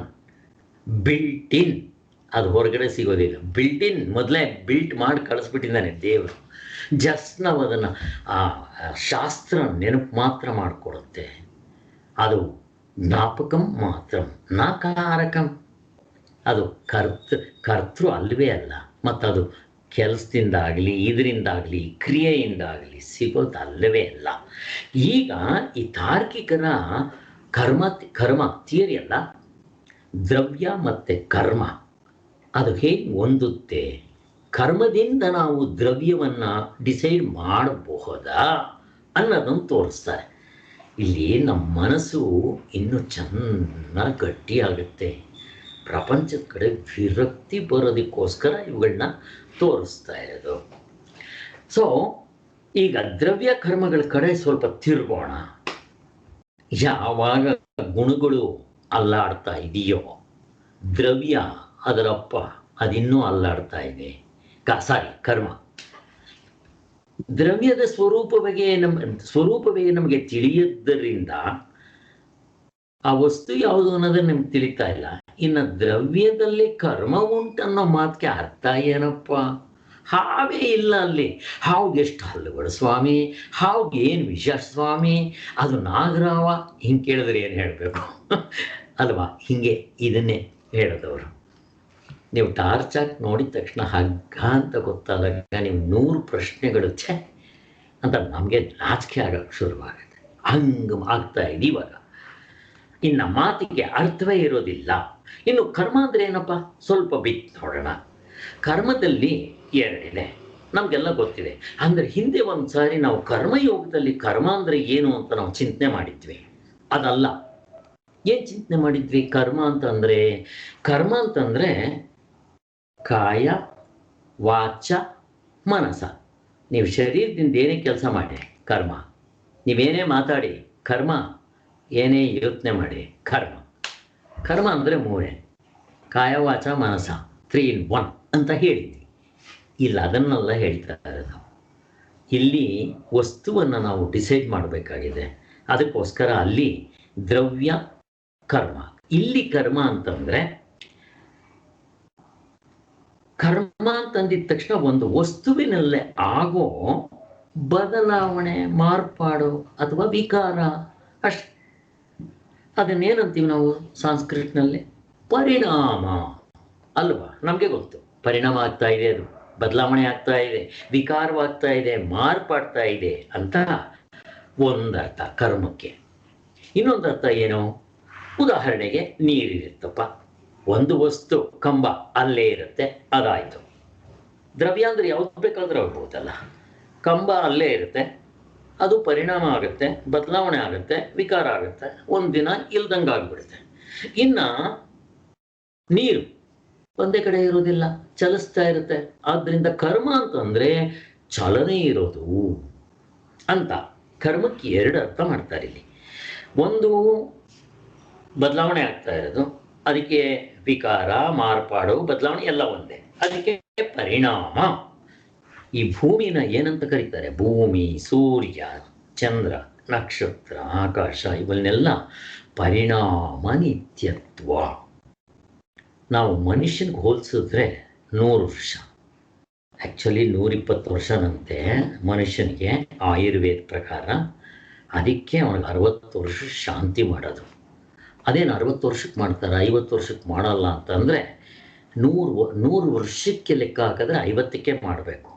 ಆಯುರ್ವೇದದ ಪ್ರಕಾರ ಒಬ್ಬ ಮನುಷ್ಯ ಬದುಕಬೇಕಾಗಿರೋದು 120 ವರ್ಷ. ಅದರಲ್ಲಿ ಅರ್ಧ ಅಂದರೆ 60 ವರ್ಷ. ಅದಕ್ಕೋಸ್ಕರ 60 ವರ್ಷಕ್ಕೆ ಶಾಂತಿ ಮಾಡ್ತಾರೆ ಅಂತ. ಆಮೇಲೆ 70 ವರ್ಷಕ್ಕೆ 80 ವರ್ಷಕ್ಕೆ ಹಿಂಗೆ ಮಾಡ್ತಾ ಹೋಗ್ತಾರಂತೆ. 10 ವರ್ಷ ಬದುಕಿದ್ರೆ ದೇವರಿಗೆ ಥ್ಯಾಂಕ್ಸ್ ಹೇಳಿ ಅಂತ. ಅಲ್ಲಿವರೆಗೂ ಹೋಗ್ಬೇಕಾಗಿಲ್ಲ. ರಾತ್ರಿ ಮಲಗಿ ಬೆಳಗ್ಗೆ ಎದ್ದರೆ ಕಣ್ಣು ಬಿಟ್ಟರೆ, ಹೇ ಭಗವಂತ ಎಷ್ಟು ಕರುಣಾಮಯ ಕಣ ನೀನು, ಮತ್ತೆ ನನ್ನ ಕಣ್ಣು ಬಿಡಿಸಿದ್ಯಾ ಕಣ, ಇನ್ನು ನೀನು ನೆನೀಬೇಕು ಅಂತ ಯಾರ ಮನಸ್ಸಿನಲ್ಲಿ ಬರ್ತಾರೋ ಉದ್ಧಾರ ಆಗ್ಬಿಡ್ತಾರೆ. ಇಲ್ಲದಿದ್ದರೆ ನಾವು ಆ ಪರಮಾತ್ಮನ ಕಡೆ ಹೋಗೋದು ಕಷ್ಟ ಅಷ್ಟೆ. ವ್ಯವಹಾರದಲ್ಲಿ ಉದ್ಧಾರ ಆಗ್ಬೋದು. ವ್ಯವಹಾರದಲ್ಲಿ ಎಷ್ಟು ಉದ್ಧಾರ ಆದರೆ ಕಟ್ಕೊಂಡು ಏನಾಗಬೇಕು? ಅನಿತ್ಯವಾಗಿರೋ ಈ ಸಂಸಾರ, ಈ ವ್ಯವಹಾರ ಎಷ್ಟು ಮಾಡಿದ್ರೆ ಏನು? ಯಾವ ರಾಜರಿದ್ದಾರೆ ಇವಾಗ? ಮೆರೆದ್ರು ಮಾಡಿದ್ರು ಯಾರಿದ್ದಾರೆ? ಯಾರೂ ಇಲ್ಲ. ಆದ್ದರಿಂದ ಅದಲ್ಲ. ಆದ್ದರಿಂದ ಸೊ ನಮಗೆ ಪ್ರತಿದಿನ ದೇವರು ನಮಗೆ ಬೆಳಿಗ್ಗೆ ಕಣ್ಣು ತೆಗೆಸ್ತಾ ಅಂದರೆ ನಾನು ಇನ್ನೂ ಇರೋದಕ್ಕೇನೋ ಮಾಡಿದ್ದೀಯಪ್ಪ ನೀನು, ಇನ್ನನಾದರೂ ನಿನ್ನ ಪೂರ್ತಿ ನನ್ನ ಜೀವನ ಪೂರ್ತಿ ನಡೆಯೋದಕ್ಕೋಸ್ಕರ ನಿನಗೆ ಸಮಯವನ್ನು ಮೀಸಲಾಗಿಡಬೇಕು ಅಂತ ಯಾರಾದರೂ ಮನಸ್ಸಿನಲ್ಲಿ ಬಂದರೆ ನಿಜವಾಗಲೂ ಅದು ಪುಣ್ಯ. ಓಕೆ, ಹೋಗೋಣ. ಅಲ್ಲಿ ಏನಾಯಿತು? ಕರ್ಮ ಅಂತಂದರೆ ಬದಲಾವಣೆ ಆಗೋದು. ಎರಡನೇದು ಚಲನೆ. ಚಲನೆಗೆ ಸಂಸ್ಕೃತನಲ್ಲಿ ಪರಿಸ್ಪಂದ ಅಂತಾರೆ. ಇಷ್ಟೇ. ಅಲ್ಲಿಗೆ ಕರ್ಮ ಅಂದರೆ ಪರಿಣಾಮ. ಅದಕ್ಕೆ ಭೂಮಿಯನ್ನು ಪರಿಣಾಮ ನಿತ್ಯತ್ವ. ಭೂಮಿ, ನಕ್ಷತ್ರಗಳು, ಸೂರ್ಯ ಎಲ್ಲವೂ ತುಂಬ ಇರುತ್ತದೋ, ತುಂಬ ವರ್ಷಗಳಿರುತ್ತದೋ. ಹೇಗೆ ಮನುಷ್ಯ ಬೇಗ 120 ವರ್ಷಕ್ಕೆ ಸತ್ತೋಗ್ಬಿಡ್ತಾನೆ ಅಂತ ಇಟ್ಕೊಳ್ಳಿ. ಕೆಲವು ಮನೆಗಳು 300 ವರ್ಷ ಹೀಗೆಲ್ಲ ಇರುತ್ತೆ. ಅದೇ ನೀವು ಕಲ್ಲಿನ ಕಟ್ಟಡ ಕಟ್ಟಿದ್ರೆ ಸಾವಿರಾರು ವರ್ಷ ಇರುತ್ತೆ, ಕಲ್ಲಿನ ಕಟ್ಟಡ ಇಂಥವೆಲ್ಲ. ಹಾಗೆ ಅದೇ ರೀತಿ ಭೂಮಿ ಪರಿಣಾಮ, ಅದು ಕೂಡ ಬದಲಾವಣೆ ಆಗ್ತಾ ಇದೆ. ಸೂರ್ಯ ಬದಲಾವಣೆ ಆಗ್ತಾ ಇದೆ. ಇವಾಗ ಸೃಷ್ಟಿ ಆದಾಗ ಸೂರ್ಯ, ಭೂಮಿ, ಚಂದ್ರ, ನಕ್ಷತ್ರಗಳು, ಆಕಾಶಗಳು ಬಂದದ್ದು. ಈಗಲೂ ಇದೆಯಲ್ಲ. ಅಲ್ಲಿ ಸತ್ಯಯುಗ ಯುಗ ಮುಗ್ದೋಯ್ತು, ತ್ರೇತಾಯುಗ ಮುಗ್ದೋಯ್ತು, ರಾಮನ ಅವತಾರ ಮುಗ್ದೋಯ್ತು, ದ್ವಾಪರ ಯುಗ ಕೃಷ್ಣನ ಅವತಾರ ಮುಗ್ದೋಯ್ತು, ಕಲಿಯುಗ ಶುರು ಆಗೋಯ್ತು. ಆದರೂ ಕೂಡ ಅದೇ ಭೂಮಿ ಇದೆಯಲ್ವಾ? ನೀವು ಅದೇ ಭೂಮಿ ಅಂತಂದ್ರೂ ಬದಲಾವಣೆ ಆಗ್ತಾ ಇದೆಯೋ ಇಲ್ವೋ? ಅದಕ್ಕೋಸ್ಕರ ಇದನ್ನ ಪರಿಣಾಮ ನಿತ್ಯತ್ವ ಅಂತಾರೆ. ಇರಿ, ನಾವು ಅಷ್ಟು ದೂರ ಹೋಗೋದು ಬೇಡ. ಒಟ್ಟಿನಲ್ಲಿ ಕರ್ಮ ಅಂದರೆ ಬದಲಾವಣೆ ಆಗೋದು, ಎರಡನೇದು ಚಾಲನೆ. ಎರಡನ್ನು ಹಿಡ್ಕೊತಾರೆ ಇವು. ಈಗ ಯಾವುದೇ ಒಂದು ವಸ್ತು ಬದಲಾವಣೆ ಆಗಬೇಕಾದ್ರೆ ಎಲ್ಲಿ ಬದಲಾವಣೆ ಆಗುತ್ತೆ? ಅವಯವಗಳಲ್ಲಿ ಬದಲಾವಣೆ ಆಗುತ್ತೆ. ಇಲ್ಲ ಅವಯವ, ಅವಯವಿ ಅಂತಾರೆ. ಮತ್ತೆ ಸಂಸ್ಕೃತ ವರ್ಡ್ಗಳು, ನಾವು ಕನ್ನಡ ವರ್ಡ್ ಇಟ್ಕೋಣ. ಈ ಉದಾಹರಣೆಗೆ ನಾನಿದ್ದೀನಿ, ಅವಯವಿ. ಅವಯವ ಅಂತಂದರೆ ಆರ್ಗನ್ಸ್, ಅಂಗಾಂಗಗಳು. ಇವಾಗ ನನ್ನ ಕೈ ಅವಯವಗಳು, ನನ್ನ ಕಣ್ಣು ಅವಯವ, ನನ್ನ ಇಂದ್ರಿಯಗಳು, ನನ್ನ ಕಾಲು, ನನ್ನ ಭಾಗಗಳು, ಪಾರ್ಟ್ಗಳು, ಇವು ಅವಯವಗಳು ಅಷ್ಟೇ. ವಿಷಯ ಅಂದರೆ ಏನಂತ ಹೇಳ್ತಾರೆ? ಪಾರ್ಟ್ಸ್ ಅಂತಾನೆ. ಹಾಗೆ ಮಿಕ್ಕಿರೋದು ಅದರ ಈಗ ಒಂದು ಉದಾಹರಣೆ ಕಾರ್ ತಗೊಳ್ಳಿ, ಅವಯವಿ. ಈಗ ಅದರ ಚಕ್ಕರ್ಗಳು, ಸ್ಟೇರಿಂಗು, ಅದರ ಡೋರು, ಅದರ ಡಿಕ್ಕಿ, ಬಾನೆಟ್ಟು, ಬ್ಯಾಟ್ರಿ, ಗಿಟ್ರಿ, ಗೊಬ್ಬು, ಗಸಿ ಎಲ್ಲ ಅವಯವಿಗಳು, ಅಂಗಾಂಗಗಳು, ಪಾರ್ಟ್ಸ್, ಸ್ಪೇರ್ ಪಾರ್ಟ್ಸ್ ಅಷ್ಟೇ. ಈಗ ಯಾವಾಗ ನೀವು ಇದನ್ನು ಅವಯವ, ಅವಯವಿ ಅಂತ ತಗೊತಾರೆ, ಒಂದು ವಸ್ತು ತಗೊಂಡ್ರೆ, ಇದರಲ್ಲಿ ಕರ್ಮ ಅಂತಂದ್ರೆ ಇವ್ರು ಏನು ಹೇಳ್ತಾ ಇದ್ದಾರೆ? ಪರಿಣಾಮ ಆಗೋದು. ಪರಿಣಾಮ ಯಾವುದಪ್ಪ ಆಗುತ್ತೆ? ನನ್ನ ಕೈಗಳು ಬದಲಾವಣೆ ಆಗ್ತಾ ಹೋಗುತ್ತೆ, ಸವಿಯುತ್ತಾ ಹೋಗುತ್ತೆ, ಕೈಗಳು ನಶಿಸಿ ಹೋಗುತ್ತೆ, ನಿಶ್ಶಕ್ತಿ ಆಗುತ್ತೆ, ಎಲ್ಲ ಆಗ್ತಾ ಇರುತ್ತೆ. ಹಾಗೆ ಯಾವುದೇ ತಗೊಳ್ಳಿ, ಕಾರ್ ತಗೊಳ್ಳಿ, ಟೈರ್ ಸೌದೋಗುತ್ತೆ, ತೆಗೆದು ಬಿಸಾಕ್ತೀರಾ, ಹೊಸ ಟೈರ್ ಹಾಕ್ತೀರಾ. ಮತ್ತು ಇನ್ನೇನೋ ಆಯಿತು, ಬಾಗಿಲು ಗೀಗಲು ಹಾಕಿ ಅದ್ರ ಡೋರ್ ಎಲ್ಲ ಕೆಟ್ಟೋಯ್ತು, ಚೇಂಜ್ ಮಾಡ್ತೀರಾ. ಮನೆಯಲ್ಲೂ ಅಷ್ಟೇ, ಎಲ್ಲ ಚೇಂಜ್ ಮಾಡ್ತೀರಾ. ಹಾಗೆ ಈ ಅವಯವಗಳು ಬದಲಾವಣೆ ಆಗ್ತಾ ಇರುತ್ತೆ. ಕರೆಕ್ಟ್ ತಾನೆ? ಈ ಪರಿಣಾಮವೆಂಬುದು ದ್ರವ್ಯದ ಅವಯವಗಳೆಲ್ಲ ಆಗೋದು. ಇದು ಆ ಹೊರಗಡೆ ಇರೋ ಅವಯವಗಳು ಅಂದರೆ ಅಂಗಾಂಗಗಳಲ್ಲಿ ಆಗುತ್ತೆ. ಪರಿಸ್ಪಂದ ಅನ್ನೋದು ಅವಯವಿಯಾದ ದ್ರವ್ಯ ಮಾತ್ರದಲ್ಲಾಗುತ್ತಂತೆ. ಪರಿಸ್ಪಂದ ಅಂದರೆ ಚಲನೆ. ಆ ಚಲನೆ ಇದರಲ್ಲಾಗತ್ತಂತೆ. ಯಾವುದರಲ್ಲಿ? ಅವಯವಿ ಅದರಲ್ಲಾಗತ್ತಂತೆ. ದ್ರವ್ಯ ಮಾತ್ರದಲ್ಲಿ ಆಗುವುದು ಎಂದು ವ್ಯವಹಾರದಲ್ಲಿ ನಾವು ನಂಬಿರ್ತೀವಿ. ಆದರೆ ಇಲ್ಲಿ ಕರ್ಮದಲ್ಲಿ ಯಾವುದಾದ್ರೂ ಒಂದು ವಸ್ತು ತಗೊಂಡ್ರೆ ಅವಯವ, ಅವಯವಿ ಯಾವುದನ್ನು ಹೇಳ್ತೀರಪ್ಪ? ಹೇಳಕ್ಕೆ ಬರಲ್ಲ. ಇದು ಬಂದಿರೋದು ಕಷ್ಟ. ಆದ್ದರಿಂದ ಇದು ಅವಯವ, ಇದು ಅವಯವಿ ಹೇಳಕ್ಕೆ ಬರಲ್ಲ. ಏನೋ ಪ್ರಶ್ನೆ ತೆಗೆದ್ರೆ ಅನುಭವಕ್ಕೆ ಹೊಂದುವ ಹಾಗೇ ಇರೋದಿಲ್ಲ. ಅದಕ್ಕೆ ಉತ್ತರ ಹೇಳೋದಕ್ಕೆ ಆಗುವಂತೆ ಇಲ್ಲ. ಏಕೆಂದರೆ ಇಂದ್ರಿಯಗಳಿಗೆ ಗೋಚರ ಆಗೋದೆಲ್ಲ ದ್ರವ್ಯವಲ್ಲವೆಂದು ಹಿಂದೆಯೇ ಕಂಡುಕೊಂಡಿರ್ತೇವೆ. ಇಂದ್ರಿಯಗಳು ಇದು ನಿಂಬೆಹಣ್ಣು ಅಂತ ಹೇಳಕ್ಕೆ ಬರೋಲ್ಲ, ಮಾವನಣ್ಣು ಅಂತ ಹೇಳಕ್ಕೆ ಬರೋಲ್ಲ, ಏನು ಹೇಳಕ್ಕೆ ಬರೋಲ್ಲ. ಅದು ಆದ್ದರಿಂದ ಹೀಗಿದೆ ಕಂಡುಕೊಂಡಿರ್ತೀವಿ. ಅಂಥ ದ್ರವ್ಯಕ್ಕೆ ಇರುವಿಕೆಯ ಅಸಂಭಾವಿತ, ಹೀಗಿರಲ್ಲದಕ್ಕೆ ಅವಯವಗಳೆಂದರೆ ಅರ್ಥ ಎಂಥದ್ದು, ಅದಕ್ಕೆ ಅಂಗಾಂಗಗಳು ಅಂದರೆ ಅರ್ಥ ಎಂಥದ್ದು ಅಂತ ಮಾತು ತೆಗಿತಾರೆ. ಯಾವ ಪದಾರ್ಥವೇ ಆಗಲಿ ತನ್ನ ಅವಯವಗಳು ಮಾರ್ಪಡುತ್ತಾ ಹೋದ ಹಾಗೆಲ್ಲ ತಾನು ಮಾರ್ಪಡುವುದಿಲ್ಲವೆಂದು, ತಾನು ಮಾತ್ರ ಇದ್ದಂತೆ ಇದ್ದುಕೊಂಡಿರುವುದೆಂದು ನಾವು ನಂಬ್ಕೊಂಡಿರ್ತೀವಿ. ಅಂದರೆ ಉದಾಹರಣೆಗೆ ನಾನಿದ್ದೀನಿ, ನಾನು ಬದಲಾವಣೆ ಆಗೋದಿಲ್ಲ. ನನ್ನ ಕಣ್ಣು ಬದಲಾವಣೆ ಆಗ್ಬೋದು. ಮೊದಲು ಚೆನ್ನಾಗಿ ಕಾಣ್ತಾ ಇತ್ತು, ಬರ್ತಾ ಬರ್ತಾ ಕನ್ನಡಕ ಹಾಕ್ಕೊಂಡೆ, 40 ಬಂತು, 60 ವರ್ಷ ಆದಮೇಲೆ ಅರಳೋ ಮರಳೋ ಪೊರೆ ಬಂತು, ಬದಲಾವಣೆ ಆಗ್ತಾ ಇದೆ, ಚೇಂಜ್ ಆಗ್ತಾ ಇದೆ. ನಾನು ಹಾಗೆ ಇದ್ದೀನಿ. ನಾನೇ ಹುಟ್ಟಿದಾಗ ನಾನು ಅಂತ ಹೇಳ್ತಾ ಇದ್ದಿದ್ದು. ನೀವು ಇದು ಆತ್ಮನವರೆಗೂ ಹೋಗಬೇಡಿ. ಯಾರೇ ಹೇಳಿದ್ರು ನನ್ನ ಕಣ್ಣು ಬದಲಾವಣೆ ಆಯಿತು, ನನ್ನ ಕಿವಿ ಕೇಳಿಸ್ತಾ ಇಲ್ಲ, ನನ್ನ ಕಾಲುಗಳಲ್ಲಿ ಶಕ್ತಿ ಇಲ್ಲ, ನನಗೆ ಮೊದಲು ಇರೋ ಶಕ್ತಿ ಇಲ್ಲ ಅಂತ ಹಿಂಗೆಲ್ಲ ಹೇಳ್ತಾರೆ. ನನ್ನ ಭಾಗದಲ್ಲಿ ಎಲ್ಲ ಸೌದೋಗ್ಬಿಟ್ಟಿದೆ, ನನ್ನ ಮೂಳೆಗಳು ಸೌದೋಗ್ಬಿಟ್ಟಿದೆ, ಅದು ಸೌದೋಗ್ಬಿಟ್ಟಿದೆ, ಇದು ಸೌದೋಗ್ಬಿಟ್ಟಿದೆ, ಕೂದಲುಗಳೆಲ್ಲ ಹೋಗ್ಬಿಟ್ಟಿದೆ, ಕಣ್ಣು ಕಾಣಿಸೋದಿಲ್ಲ, ಕಿವಿ ಕೇಳಿಸೋದಿಲ್ಲ, ಹಲ್ಲುಗಳಿಗೆ ಹೆಂಗೆ ಬೇಕಾದರೂ ಹೇಳಲಿ, ನಾವು ಮಾತ್ರ ಹಾಗೇ ಇರ್ತೀವಿ ಅಂತಲೇ ಅಂದ್ಕೊಳ್ಳೋದು. ಆದರೆ ಅಲ್ಲೂ ಕೂಡ ನಾವು ವಿಚಾರ ಮಾಡಿ ನಾವು ಆತ್ಮನಿಗೆ ಹೆಂಗೆ ಮುಟ್ತೀವಿ ಅನ್ನೋದು ನಮಗೆ ಗೊತ್ತಾಗಿದೆ. ಆದ್ದರಿಂದ ವ್ಯವಹಾರದಲ್ಲಿ ಹೀಗೆ ಮಾಡ್ತಾ ಇರ್ತೀವಿ, ನಾವು ಅನ್ಕೊಂಡ್ಬಿಟ್ಟಿರ್ತೀವಿ. ಆದ್ದರಿಂದಲೇ ಈ ವಸ್ತುವು ಮೊದಲು ಹೀಗಿತ್ತು, ಹೀಗಾಯಿತು, ಇವೆಲ್ಲ ಬದಲಾವಣೆ ಆಗ್ತಾ ಇದೆ ಅಂತ ನಾವು ವ್ಯವಹರಿಸ್ತೀವಿ. ಆದರೆ ನಮಗೆ ಗೋಚರವಾಗುವುದೆಲ್ಲ ಮಾರ್ಪಾಡುಗಳೇ ಹೊರತು ಮಾರ್ಪಾಡು ಇಲ್ಲದೆ ಇರೋ ವಸ್ತು ನಮ್ಮ ಕಣ್ಣಿಗೆ ಕಾಣಿಸೋದೇ ಇಲ್ಲ. ಹಾಗೆ ಹೋಗ್ಲಿ, ನಾನು ಹುಟ್ಟಿದಾಗಲಿಂದ ನಾನು ಹಾಗೇ ಇದ್ದೀನಿ ಅಂತ ನಾವು ಅನ್ಕೊಂಡ್ಬಿಡ್ತೀವಿ. ಗ್ರ್ಯಾಂಟೆಡ್. ನನ್ನ ಕೈಗಳು ಬದಲಾವಣೆ ಆಯಿತು, ನನ್ನ ಕಾಲುಗಳಲ್ಲಿ ಶಕ್ತಿ ಕಡಿಮೆ ಆಯಿತು, ನನಗೆ ಜೀರ್ಣಶಕ್ತಿ ಎಲ್ಲ ಹೆಚ್ಚು ಕಡಿಮೆ ಆಯಿತು, ಮಾರ್ಪಾಡಾಯಿತು, ಚೇಂಜ್ ಆಯಿತು, ಸವಿತು, ಏನು ಬೇಕಾದರೂ ಹೇಳಿ, ನಾನು ಮಾತ್ರ ಹಾಗೇ ಇದ್ದೀನಿ ಅಂತಲೇ ಅನ್ನಿಸ್ತಾ ಇರುತ್ತೆ. ಇದು ಯಾಕೆ ಹೇಳ್ರಿ ನೋಡೋಣ. ಯಾಕೆ ಮತ್ತು ಇದಿರೋದಿಲ್ಲ, ಒಂದಿನ ಸತ್ತೋಗುತ್ತೆ ನಮಗೆ ಗೊತ್ತು, ಆದರೂ ಕೂಡ ನಾನು ಸಾಯಬಾರ್ದು ಅಂತೀವಿ. ಮತ್ತೆ ನಾನು ಹಿಂಗೆ ಇರೋದು ಹುಟ್ಟಾಗ್ಲಿಂದ ಅಂತೀವಿ. ಯಾಕೆ ಹೇಳ್ರಿ ನೋಡೋಣ. ಇದು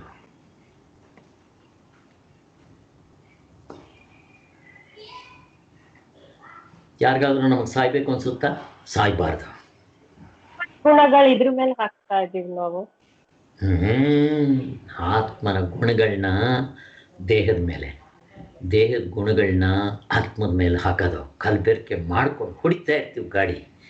ಹಾವಿನ ಗುಣ ಹಗ್ಗದ ಮೇಲೆ ಹಾಕೋದು, ಹಗ್ಗದ ಗುಣ ಹಾವಿನ ಮೇಲೆ ಹಾಕೋದು. ಹಾವಿನ ಗುಣ ಏನು? ಅದು ಬುಸ್ ಅನ್ನುತ್ತೆ, ತಲೆ ಎತ್ತುತ್ತೆ, ಕಚ್ಚಿದ್ರೆ ಸತ್ತು ಹೋಗ್ತೀನಿ. ಯಾವುದ್ರ ಮೇಲೆ ಅಲ್ಲಿರೋದೇನು? ಹಗ್ಗದ ಮೇಲೆ ಹಾಕಿದ್ದೆ.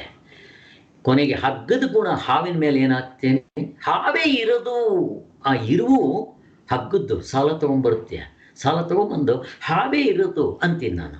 ನೋಡ್ರಿ ಹೆಂಗಿದೆ. ಅದೇ ರೀತಿ ಪ್ರತಿಯೊಬ್ಬ ಮನುಷ್ಯನಿಗೂ ಇಷ್ಟೆಲ್ಲ ಬದಲಾವಣೆ ಆದರು, ನಾನು ಬದಲಾವಣೆ ಆಗೋದಿಲ್ಲ ಅಂತಾನೆ ಅನ್ನಿಸ್ತಾ ಇರುತ್ತೆ. ಮತ್ತು ನಾನು ಸಾಯಬಾರ್ದು, ಮತ್ತು ನಾನು ಹೀಗೆ ಇರಬೇಕು, ಯಾವಾಗಲೂ ಆನಂದವಾಗಿರಬೇಕು, ನಾನು ಇಲ್ದಂಗೆ ಆಗಬಾರ್ದು, ನಾನು ಯಾವಾಗಲೂ ಇರಬೇಕು ಅಂತ ಪ್ರತಿಯೊಬ್ಬರಿಗೂ ಅನಿಸುತ್ತಲ್ಲ. ಯಾಕೆ? ಆತ್ಮನ ಗುಣ. ಇನ್ನೂ ಒಂದು ಹೇಳ್ತೀನಿ ನೋಡ್ರಿ, ಎಷ್ಟೇ ದುಃಖ ಆಗಲಿ ಪ್ರಪಂಚದಲ್ಲಿ, ಯಾರಿಗೆಷ್ಟೇ ದುಃಖ ಆಗಿರಲಿ, ಎಷ್ಟು ದಿನ ಇರುತ್ತೆ? ತೋರಿಸಿ ನನಗೆ ಯಾರಾದರೂ. 1 ತಿಂಗಳು, 15 ದಿವಸ, 2 ತಿಂಗಳು, 3 ತಿಂಗಳು, 1 ವರ್ಷ, ಆಮೇಲೆ ನೋಡ್ರಿ ಇರೋದಿಲ್ಲ. ಎಷ್ಟೇ ದುಃಖ ಇರಲಿ ಇರೋದಿಲ್ಲ. ನಾನು ಬೇಕಾದಷ್ಟು ಎಕ್ಸಾಂಪಲ್ಸ್ ಕೊಟ್ಟಿದ್ದೀನಿ. ಯಾಕೆ ಗೊತ್ತಾ? ಯಾಕೆ ಹೇಳಿ ತಿರ್ಗಾ? ಯಾಕೆ? ಯಾವುದರಿಂದ ನಮಗೆ ಆನಂದ ಸ್ವರೂಪ ನಾವು. ಆನಂದ ಸ್ವರೂಪ. ನಾವು ಆನಂದ ಸ್ವರೂಪಿಗಳು. ಪ್ರಪಂಚದಲ್ಲಿ ಎಂಥ ಹೊಡ್ತಾ ಬರಲಿ, ಅವಾಗ ಸತ್ತು ಕೆಲವರು ನೇಣು ಹಾಕೊಂಡ್ಬಿಡ್ತಾರೆ. ನೇಣು ಹಾಕೊಳ್ಳೋವರೆಗೂ ಕರ್ಕೊಂಡು ಹೋಗ್ಬಿಡುತ್ತದು. ಆದರೆ ಹೆಂಗೋ ಕೆಲವರು ನೇಣು ಹಾಕ್ಕೊಳ್ಳದೆ ಬದುಕೊಂಡ್ಬಿಟ್ಮೇಲೆ ಕೆಲವು ತಿಂಗಳು, ವರ್ಷನ ಮರ್ತೇ ಬಿಡ್ತಾರದು. ಯಾಕೆ ಗೊತ್ತಾ? ಆತ್ಮನ ಗುಣ ನಾವು ಕಪಿ ಹೊಡಿತಾ ಇರ್ತೀವಿ. ಅದಿಲ್ಲದೆ ಇದ್ದಿದ್ರೆ ನಾವೆಲ್ಲ ಸತ್ಕಿತ್ತು ಹೋಗ್ಬಿಡ್ತಾ ಇದ್ದೇವೆ, ಇಷ್ಟೊತ್ತಿಗೆ ಯಾರೂ ಉಳಿತಾ ಇರಲಿಲ್ಲ. ಇದು ಆದ್ದರಿಂದ ಇಲ್ಲಿ ಆ ರೀತಿ ಆಗ್ತಾ ಇದೆ. ಯಾವ ಮಾರ್ಪಾಡೇ ಆಗಲಿ ತನ್ನ ಅವಯವಗಳು ಮಾರ್ಪಾಡ್ತಾ ಹೋದ ಹಾಗೆಲ್ಲ ತಾನು ಮಾರ್ಪಾಡೋದಿಲ್ಲ, ತಾನು ಮಾತ್ರ ಇದ್ದಂತೆ ಇದ್ದುಕೊಂಡಿರ್ತೀವಿ ಅಂತ ನಾವು ನಂಬಿಕೊಂಡಿರ್ತೀವಿ. ನಂಬಿಕೆ, ಈ ಶರೀರ ನಾವು ಹಿಂಗೆ ಅನ್ಕೊಂತೀವಿ ನಾವು, ಬಟ್ ಇದು ಹಂಗಿರಲ್ಲ. ನಾವು ನಂಬ್ಕೊಂಡಿದ್ದ ತಕ್ಷಣ ಅದು ಹಂಗೆ ಆಗ್ಬಿಡುತ್ತೇನೋ? ಆಗೋದಿಲ್ಲ, ಹೋಗ್ಬಿಡುತ್ತಿದ್ದು. ಮತ್ತೇನು ಮಾಡಬೇಕು? ಇದು ನಮ್ಗೆ ಆ ಥರ ಅದರಲ್ಲಿ ನಿಲ್ಲಬೇಕಾದ್ರೆ ಏನು ಮಾಡಬೇಕು? ಸಾಧನೆ ಮಾಡಿ ಆ ತತ್ವದಲ್ಲಿ ನಿಲ್ಲಬೇಕು. ಇದೆಲ್ಲ ನಮ್ಮ ಸ್ವರೂಪ. ಚೆನ್ನಾಗಿ ನಾವು ನೋಡ್ಕೊಂಡಿದ್ದೀವಿ, ಈ ಆ ವಿಚಾರ ಎಲ್ಲ ಬೇಕಾದಷ್ಟು ನಾವು ನೋಡ್ಕೊಂಡಿದ್ದೀವಿ. ಆದ್ದರಿಂದ ಈ ವಸ್ತು ಮೊದಲು ಹೀಗಿದ್ದಿತ್ತು, ಈಗ ಹೀಗೆ ಬದಲಾವಣೆ ಆಗಿ ಇಷ್ಟು ಬದಲಾವಣೆ ಆಯಿತು ಅಂತ ವ್ಯವಹರಿಸ್ತೀವಿ. ಆದರೆ ನಮಗೆ ಗೋಚರ ಆಗೋದೆಲ್ಲ ಮಾರ್ಪಾಡುಗಳೇ ಹೊರತು, ನೀವು ಯಾವುದೇ ನೋಡ್ರಿ, ಯಾವುದು ಮಾರ್ಪಾಡಾಗೋದಿಲ್ಲ. ತೋರಿಸ್ರಿ ಪ್ರಪಂಚದಲ್ಲಿ ನನಗೆ. ಆದಿದೈವಿಕ ಮಾರ್ಪಾಡು ಮೊದಲು ಇರೋಲ್ಲ, ಆಮೇಲೆ ಬರುತ್ತೆ, ಮಾರ್ಪಾಡಾಗುತ್ತೆ. ಆದಿ ಭೌತಿಕ ಹಾಗೆ, ಆಧ್ಯಾತ್ಮಿಕ ಹಾಗೆ, ಕಾಲ ಹಾಗೆ, ದೇಶ ಹಾಗೆ, ಕಾರ್ಯಕಾರಣ ಎಲ್ಲ ಹಾಗೆ, ಅವಸ್ಥೆಗಳು ಅವು ಅಷ್ಟೇ ಇಲ್ದಂಗೆ ಆಗ್ಬಿಡುತ್ತೆ. ನೋಡ್ರಿ ಹೆಂಗಿದೆ. ಅದೇ ನಮ್ಮ ಆತ್ಮನ ತೋರಿಸ್ರಿ ನೋಡೋಣ. ಬದಲಾವಣೆನೇ ಇಲ್ಲ, ಇಲ್ದಂಗೂ ಆಗೋದಿಲ್ಲ, ಹೆಂಗಿದೆ. ಅದು ನಮ್ಮ ಸ್ವರೂಪ. ಅದನ್ನು ತೋರಿಸೋದಕ್ಕೆ ಇಷ್ಟು ಸರ್ಕಸ್ ಮಾಡ್ತಾ ಇದ್ದಾರೆ ಅಷ್ಟೇ.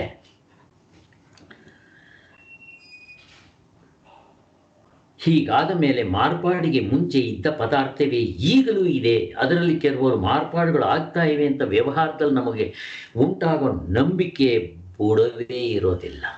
ನೋಡ್ರಿ, ಇಷ್ಟು ಬದಲಾವಣೆ ಆಗ್ತಾ ಇದೆ ನಾವು ಹುಟ್ಟದಾಗಲಿಂದ. ನಮ್ಮ ಶರೀರ ಮೊದಲು ಇದ್ದಿದ್ದು 2.5 kg 3 ಅಡಿ, ಈಗ 62 kg 5.2.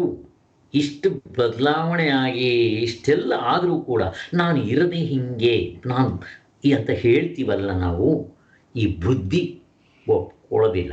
ನಮ್ಮ ದೇಶದ ತಾರ್ಕಿಕರು ದ್ರವ್ಯದಲ್ಲಿ ಕ್ರಿಯೆ ಉಂಟಾಗುವುದೆಂದು ಹೇಳ್ತಿದ್ದನ್ನು ಅನುಸರಿಸಿ ಇಲ್ಲಿವರೆಗೂ ವಿಚಾರ ಮಾಡಿದ್ದಾಯಿತು. ಇಲ್ಲಿ ಆ ವಸ್ತುವಿನ ಇವರು ಡಿಸೈಡ್ ಮಾಡೋದಕ್ಕೆ ಗುಣ ಹಿಡ್ಕೊಂಡ್ರು. ಗುಣದಿಂದ ಅದನ್ನು ಡಿಸೈಡ್ ಮಾಡೋಕ್ಕಾಗಲಿಲ್ಲ. ಕೊನೆಗೆ ಕ್ರಿಯೆ ಇಟ್ಕೊಂಡ್ರು. ಕ್ರಿಯೆನೂ ನಿಲ್ಗಡೆಗೆ ಸಿಗ್ತಾ ಇಲ್ಲ.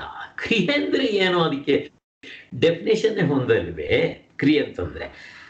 ಆದ್ದರಿಂದ ದ್ರವ್ಯವೇ ಸಿಗುವುದಿಲ್ಲವಾದ್ದರಿಂದ ದ್ರವ್ಯದ ಅವಯವಗಳನ್ನು ಎಷ್ಟು ವಿಂಗಡಿಸಿದ್ರೆ ಸಿಗೋದು ನಿಲ್ಗಡೆಗೆ ಬರುತ್ತೆ.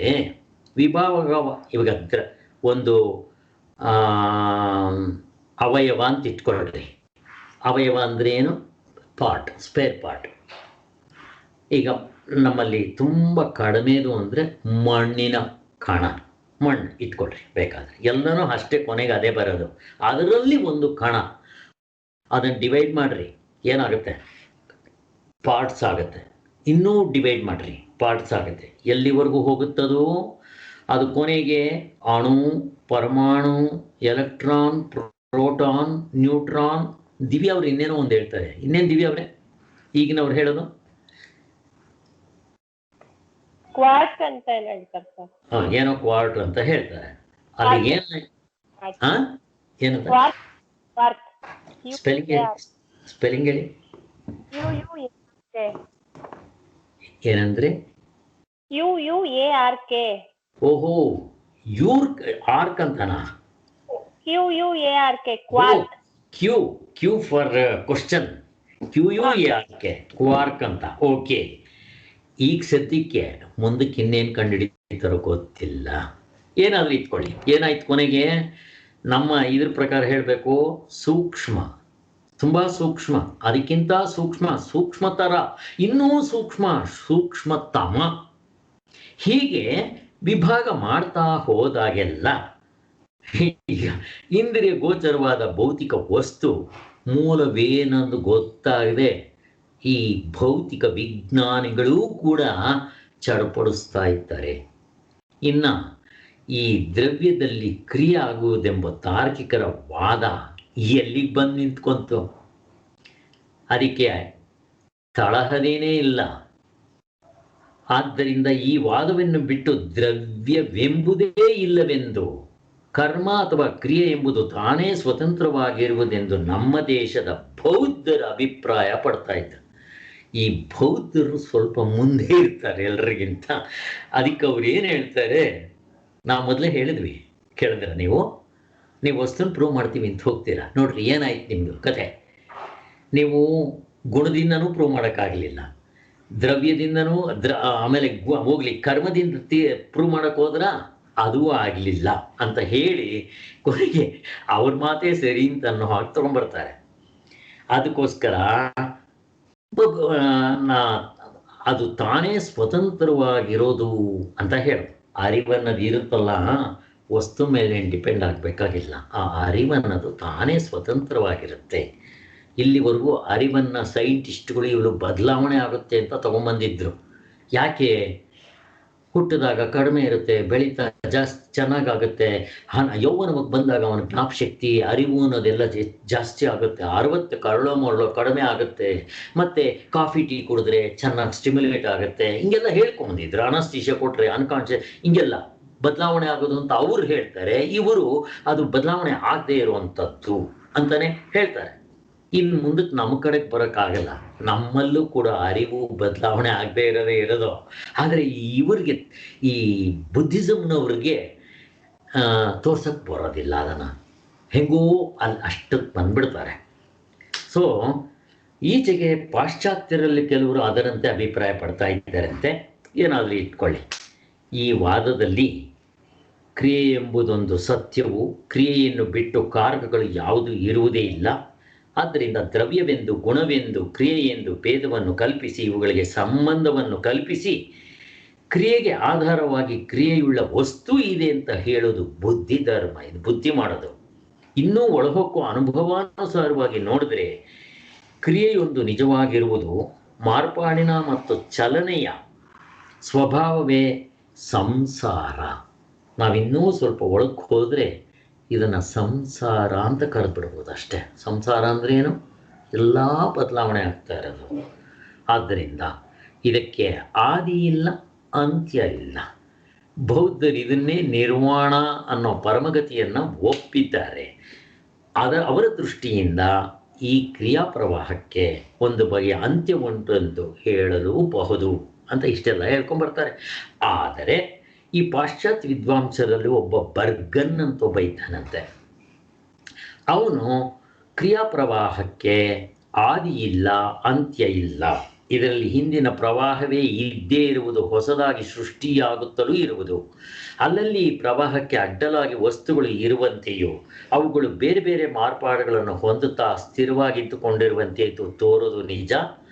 ಆದರೆ ನಿಜವಾಗಿ ಮಾರ್ಪಾಡಿಗೂ ಚಲನೆಗೂ ವ್ಯತಿರಿಕ್ತವಾದ ಮಾರ್ಪಾಡುಳ್ಳ ಚಲನೆಯುಳ್ಳ ವಸ್ತು ಒಂದು ಇದೆ ಎಂಬುದು ಬರಿಯ ಭ್ರಾಂತಿ.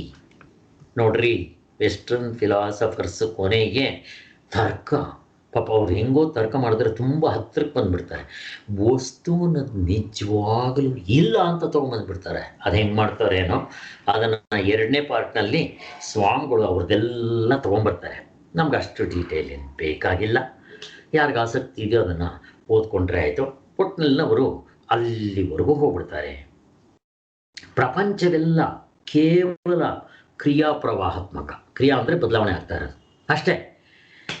ನಮ್ಮ ಬುದ್ಧಿ ಈ ಪ್ರವಾಹದಲ್ಲಿಯೇ ನಿಜವಾಗಿ ಅಡಕವಾಗ್ತಾ ಇರುತ್ತೆ. ಈ ಬುದ್ಧಿಗೆ ಈ ಪ್ರವಾಹಾತ್ಮಕವಾದ ಸತ್ತೆಯನ್ನು ಭಾಗವಾಗಿ ತುಂಡಾಗಿ ಅರಿಯಕ್ಕೆ ಬರುತ್ತೆ ಹೊರತು ಒಟ್ಟಾಗಿ ನೋಡೋಕ್ಕೆ ಬರೋದಿಲ್ಲ ಈ ಬುದ್ಧಿಗೆ. ಹೆಂಗೆ ಅಂತೀರ ಅಂತ ಇಟ್ಕೊಳ್ರಿ. ಒಂದು ಮನೆ ಇರುತ್ತೆ, ಫೋಟೋ ತೆಗಿತೀರ ನೀವು. ಫೋಟೋ ತೆಗೆದ್ರೆ ಒಂದು ಕಡೆ, ಇವಾಗ ಈ ಕಡೆಯಿಂದ ತೆಗಿತೀರಾ, ಆ ಕಡೆ ಮಿಕ್ಕಿರೋ 3 ಕಡೆ ಬರೋದಿಲ್ಲ. ಆ ಕಡೆ ತೆಗೆದ್ರೆ ಇನ್ನು 3 ಕಡೆ ಬರೋದಿಲ್ಲ. ಮೇಲೆ ತೆಗೆದ್ರೆ ಕೆಳಗಡೆ ಇನ್ನೆಲ್ಲೂ ಬರೋದಿಲ್ಲ. ಹೀಗೆ ನಮ್ಮ ಬುದ್ಧಿ ಒಂದು ಕಡೆ ತೋರಿಸುತ್ತೆ ಹೊರತು ಪೂರ್ತಿ ನೋಡೋಕ್ಕೆ ಬರೋದಿಲ್ಲ. ಅದಕ್ಕೆ ಬುದ್ಧಿ ಉಪಯೋಗಿಸ್ಬಾರ್ದು ಅಂತ ನಮ್ಮಲ್ಲಿ ಹೇಳೋದು. ಇಂದ್ರಿಯ ಅನುಭವ ಲಿಮಿಟೇಷನ್. ಆ ಇಂದ್ರಿಯಗಳಿಗೆ ಒಂದೊಂದಕ್ಕೆ ಬಣ್ಣ ನೋಡ್ಬೋದು ಅಥವಾ ವಾಸನೆ ನೋಡ್ಬೋದು ಅಷ್ಟೇ. ಈ ಮನಸ್ಸು ಕೂಡ ಅದು ನೋಡಿದ್ರೆ ಪೂರ್ತಿ ನೋಡೋಕ್ಕೆ ಬರೋದಿಲ್ಲ, ಇಷ್ಟಿಷ್ಟೇ ನೋಡುತ್ತೆ. ಹಾಗೆ ನೋಡಿ, 3 ಎಕ್ಸಾಂಪಲ್ ಕೊಟ್ಟಿದ್ದಾರೆ. ಒಂದು ಮನೆದು, ಇನ್ನೂ ಒಂದು ಕೊಡ್ತಾರೆ. ಇನ್ನೊಂದು ಯಾವುದು, ಒಂದು ನದಿ ಹರಿತಾ ಇರುತ್ತೆ ಅಂತ ಇಟ್ಕೊಳ್ರಿ.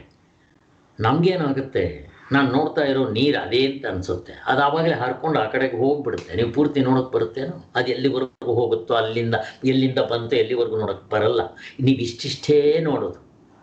ನಮ್ಮ ಬುದ್ಧಿ ಮನಸ್ಸುಗಳು ಇಷ್ಟಿಷ್ಟನ್ನೇ ಅರಿಯುತ್ತೆ, ಪೂರ್ತಿ ನೋಡೋಕೆ ಬರೋದಿಲ್ಲ. ಅದಕ್ಕೆ ಇನ್ನೂ ಒಂದು ಕೊಡ್ತಾರೆ. ಹಾಡು ಹೇಳ್ತಾ ಇರ್ತೀವಿ ನಾವು. ಹಾಡು ಹೇಳ್ತಾ ಇದ್ದಾಗ ಇರೋದು 7 ಸ್ವರಗಳು.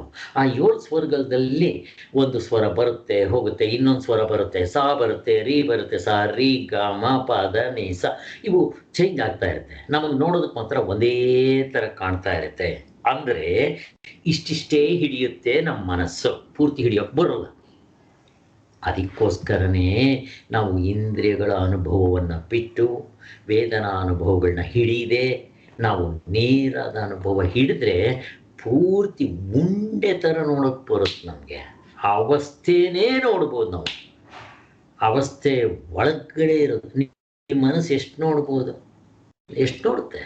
ನೋಡೋಕೆ ಬರೋದಿಲ್ಲ ನಿಮ್ಮ ಮನಸ್ಸಿಗೆ. ಆದ್ದರಿಂದ ಹಾಗೆ ತುಂಡು ತುಂಡಾಗಿ ಹರಿಯದೇ ಅದರ ಸ್ವಭಾವ ಅಂತ ಅವರು 3 ಎಕ್ಸಾಂಪಲ್ಸ್ ಕೊಟ್ಟರು. ಆದ್ದರಿಂದ ಈ ವಿಂಗಡವು ಬುದ್ಧಿಯ ಭ್ರಾಂತಿ. ಈ ಬುದ್ಧಿ ಹೇಳುತ್ತಲ್ಲ, ಇದು ಮಾವಿನಹಣ್ಣು, ಇದು ನಿಂಬೆಹಣ್ಣು ಅಂತ ಹಿಂಗೆಲ್ಲ ಡಿಸೈಡ್ ಮಾಡುತ್ತಲ್ಲ, ಅದಕ್ಕೆ ಬುದ್ಧಿನ ಕೇಳಕ್ಕೆ ಹೋಗ್ಬಾರ್ದು. ಇದು ಸರಿ, ವ್ಯವಹಾರದಲ್ಲಿ ನಮ್ಗೆ ಉಪಯೋಗ ಆಗುತ್ತೆ, ಇವನ್ನ ಒಪ್ಕೊಂಬೇಡ. ಬೇರೆ ವಿಚಾರಗಳಲ್ಲಿ ಬುದ್ಧಿನ ಕೇಳಬಾರ್ದು. ಕೇಳಿದ್ರೆ ಏನಾಗುತ್ತೆ? ಯಾರಾದರೂ ಹೇಳಿ. ಈ ಮನಸ್ಸು ಬುದ್ಧಿ ನಾನೇನಾದರೂ ಕೇಳಿದ್ರೆ ಏನಾಗುತ್ತೆ ಹೇಳ್ರಿ? ಯಾಕೆ ಕೇಳಬಾರ್ದು ಅಂತ ಹೇಳ್ತೀವಿ? ನಾವು ಬೇಕಾದಷ್ಟು ಚರ್ಚೆ ಮಾಡಿದ್ದೀವಿ, ಡಿಸ್ಕಷನ್ಸ್ ಮಾಡಿದ್ದೀವಿ, ಸ್ಟಡೀಸ್ ಮಾಡಿದ್ದೀವಿ. ಯಾಕೆ ಹೇಳಿ ಈ ಬುದ್ಧಿನ ಕೇಳಕ್ಕೆ ಹೋಗ್ಬಾರ್ದು ಅಂತ? ಏನಾದರೂ ಉತ್ತರ ಕೇಳಿ. ಹೇಳ್ತಾರೆ ಏನು ನೋಡಿರುವುದಿಲ್ಲ. ಸರಿ, ನಮ್ಗೆ ಅನುಭವಕ್ಕೆ ಬೇಕು ಅಂತಂದ್ರೆ ಹೆಂಗೆ ಹೇಳ್ತೀರಾ? ಇದಕ್ಕೆ ಬುದ್ಧಿನ ಕೇಳಬಾರ್ದು. ಬುದ್ಧಿನಾಗಲಿ ಮನಸ್ಸನ್ನಾಗಲಿ ಚಿತ್ತವನ್ನಾಗಲಿ ಅಹಂಕಾರವನ್ನಾಗಲಿ ಕೇಳಬಾರ್ದು ಅಂತೀವಿ. ಯಾಕೆ? ನಮಗೊಂದು ಪ್ರಾಕ್ಟಿಕಲ್ ಆಗಿ ಯಾವುದಾದ್ರೂ ಒಂದು ಎಕ್ಸಾಂಪಲ್ ಕೊಡಿ.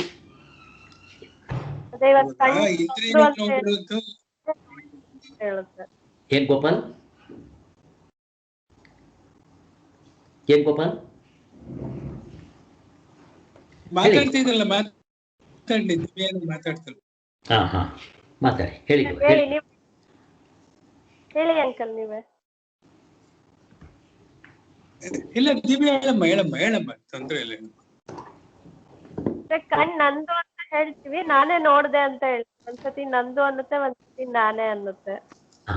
ಅಷ್ಟೇ, ಅದೇನೆ, ಅಷ್ಟು ತಿಳ್ಕೊಡ್ರೆ ಸಾಕು. ಕರೆಕ್ಟ್. ನೀವು ಯಾವುದನ್ನೇ ಕೇಳಿ ಅದನ್ನ ನನ್ನ ಕಣ್ಣು, ನನ್ನ ಕೈ, ನನ್ನ ಶರೀರ ಎಲ್ಲ ನನ್ನದು ಅಂತೆ. ಕನ್ನಡಕ ನಂದು, ಮನೆ ನಂದು, ಸ್ಕೂಟ್ರ್ ನಂದು, ಹೆಂಡತಿ ನಂದು ಎಲ್ಲ ಹೇಳುತ್ತೆ. ಕೊನೆಗೆ ನಾನು ಅಂತ. ಅದಕ್ಕೋಸ್ಕರನೇ ಅದನ್ನು ಕೇಳಬಾರ್ದು ಅಂತ ಅನ್ನೋದು. ಸೊ ಇಲ್ಲ, ಅದನ್ನೇ ತಗೊಂಡ್ಬರ್ತಾ ಇದ್ದಾರೆ ಸಾರಾಂಶ. ಅಲ್ಲಿ ನಮಗೆ ತೋರಿಸಿದ್ರು. ಇಲ್ಲಿ ವಸ್ತುಗಳನ್ನ ಕೂಡ ನಾವು ಡಿಸೈಡ್ ಮಾಡಬೇಕಾದ್ರೆ ಆಗೋದಿಲ್ಲ. ಬರೀ ನಮ್ಮನ್ನು ಮಾತ್ರ ಅಲ್ಲ, ನಮ್ಮ ನಿಜವಾದ ಈ ಸ್ವರೂಪವನ್ನು ತೋರ್ಸಕ್ಕೆ ಬರಲ್ಲ. ಇನ್ನು ವಸ್ತುನೇನು ತೋರ್ಸಕ್ಕೆ ಬರುತ್ತೆ? ಮಣ್ಣು. ಮನಸ್ಸು ನಮ್ಗೆ ಇನ್ನೂ ಹತ್ತಿರ ಇರೋದು, ವಸ್ತುಗಳು ಮನಸ್ಸಿಗಿಂತ ಹೊರಗಡೆ ಇರೋದು. ಈ ಮನಸ್ಸು ತನ್ನ ಸ್ವಭಾವ ಅದನ್ನೇ ಹೇಳಕ್ಕೆ ಬರದೇ ಇದ್ದಾಗ ಹೊರಗಡೆ ಇರೋ ವಸ್ತುನ ಇಂಥ ವಸ್ತು ಅಂತ ಅದು ಏನು ಹೇಳುತ್ತೆ? ಮಣ್ಣು. ಹೋಗೋ ಅದನ್ನು ಕೇಳಿದ್ರೆ ಏನು ಹೇಳ್ತದೋ? ಅದಕ್ಕೋಸ್ಕರ ಅದು ಹೇಳ್ತಾ ಇರೋದು. ಅದಕ್ಕೆ ನಾವು ತಿಳ್ಕೊಬೇಕಾಗಿರೋದೇನು ಅಂದರೆ, ಈ ಇಂದ್ರಿಯಗಳನ್ನ ಆತ್ಮನ ವಿಚಾರ ಆಗಲಿ ಅಥವಾ ಸೂಕ್ಷ್ಮವಾಗಿರೋ ವಿಚಾರಗಳು ಅದಕ್ಕಿಂತ ಹಿಂತಡಿಕೆಯಾಗಿರೋದು, ಅದಕ್ಕೆ ಎಟಕದೇ ಇರೋದು, ಅವುಗಳನ್ನ ಕೇಳಿದ್ರೆ ಏನು ಹೇಳುತ್ತೆ? ಪಾಪ ಹೇಳಲ್ಲ. ಆದ್ದರಿಂದ ನಮಗೆ ವ್ಯವಹಾರದಲ್ಲಿ ನಮ್ಮ ಕಣ್ಣುಗಳು ಕಾಣೋ ವಸ್ತುವೇ ಇಂಥದ್ದೇ ವಸ್ತು ಅಂತ ಹೇಳಕ್ಕೆ ಬರೋದಿಲ್ಲ ಅಂತ ನಮ್ಮ ಕಣ್ಣು ಮುಂದೆ ಬಿಚ್ಚಿ ಸ್ಪಷ್ಟವಾಗಿ ತೋರಿಸ್ತಾ ಇದ್ದಾರೆ. ಇನ್ನು ಇದಕ್ಕಿಂತ ಹಿಂತಡಿಕೆ ಇರೋ, ಅರ್ಥವಾಗದೇ ಇರೋ ವಸ್ತುಗಳನ್ನ ಹೇಗೆ ತೋರಿಸುತ್ತಿದ್ರು? ತೋರ್ಸಕ್ಕೆ ಬರಲ್ಲ ಪಾಪ. ಈ ವಿಂಗಡವು ಬುದ್ಧಿಯ ಭ್ರಾಂತಿಯೇ, ಕ್ರಿಯೆ ಮಾತ್ರವೇ ನಿಜವು ಹೀಗೆಂಬುದು ಈ ನವೀನ ಕ್ರಿಯಾವಾದರ ಸಾರಾಂಶ. ಈಗಿನ ನವೀನ ವೇದಾಂತಿಗಳು ಬಂದಿದೆ. ವೇದಾಂತಿಗಳಲ್ಲ, ಅವರೆಲ್ಲ ಕ್ರಿಯಾವಾದಿಗಳು. ಅಂದರೆ ಈ ವೆಸ್ಟರ್ನ್ ಫಿಲಾಸಫರ್ಸ್ನಲ್ಲಿ ಬಂದಿದ್ದಾರಲ್ಲ, ಅವ್ರು ಹೇಳೋದು ಅದು ಬುದ್ಧಿಯ ಭ್ರಾಂತಿ. ನೋಡ್ರಿ ಎಲ್ಲಿವರೆಗೂ ಬಂದ್ಬಿಡ್ತಾರೆ ಈ ವಿಂಗ್ರು, ಬುದ್ಧಿ ಭ್ರಾಂತಿ, ಕ್ರಿಯಾ ಮಾತ್ರವೇ ನಿಜವು ಅಂತ ಹೀಗೆ ಎಂಬುದು. ಇವರೆಲ್ಲ ಒಬ್ಬೊಬ್ಬರು ಒಂದೊಂದು ಏನೇನೋ ಹೇಳ್ತಾ ಇರ್ತಾರೆ. ಕ್ರಿಯಾ ಮಾತ್ರವೇ ನಿಜ ಅಂತ. ಅಲ್ಲಿಗೆ ಇಷ್ಟು ನಿಲ್ಲಿಸಿರ್ತೀನಿ ನಾನು. ನಾಳೆ ಇದನ್ನು ಸ್ವಲ್ಪ ಇದೆ ಕಂಟಿನ್ಯೂ ಮಾಡಿಕೊಂಡು ಹೋಗೋಣ. ಓಂ ಶಾಂತಿ ಶಾಂತಿ ಶಾಂತಿ. ಜೈ.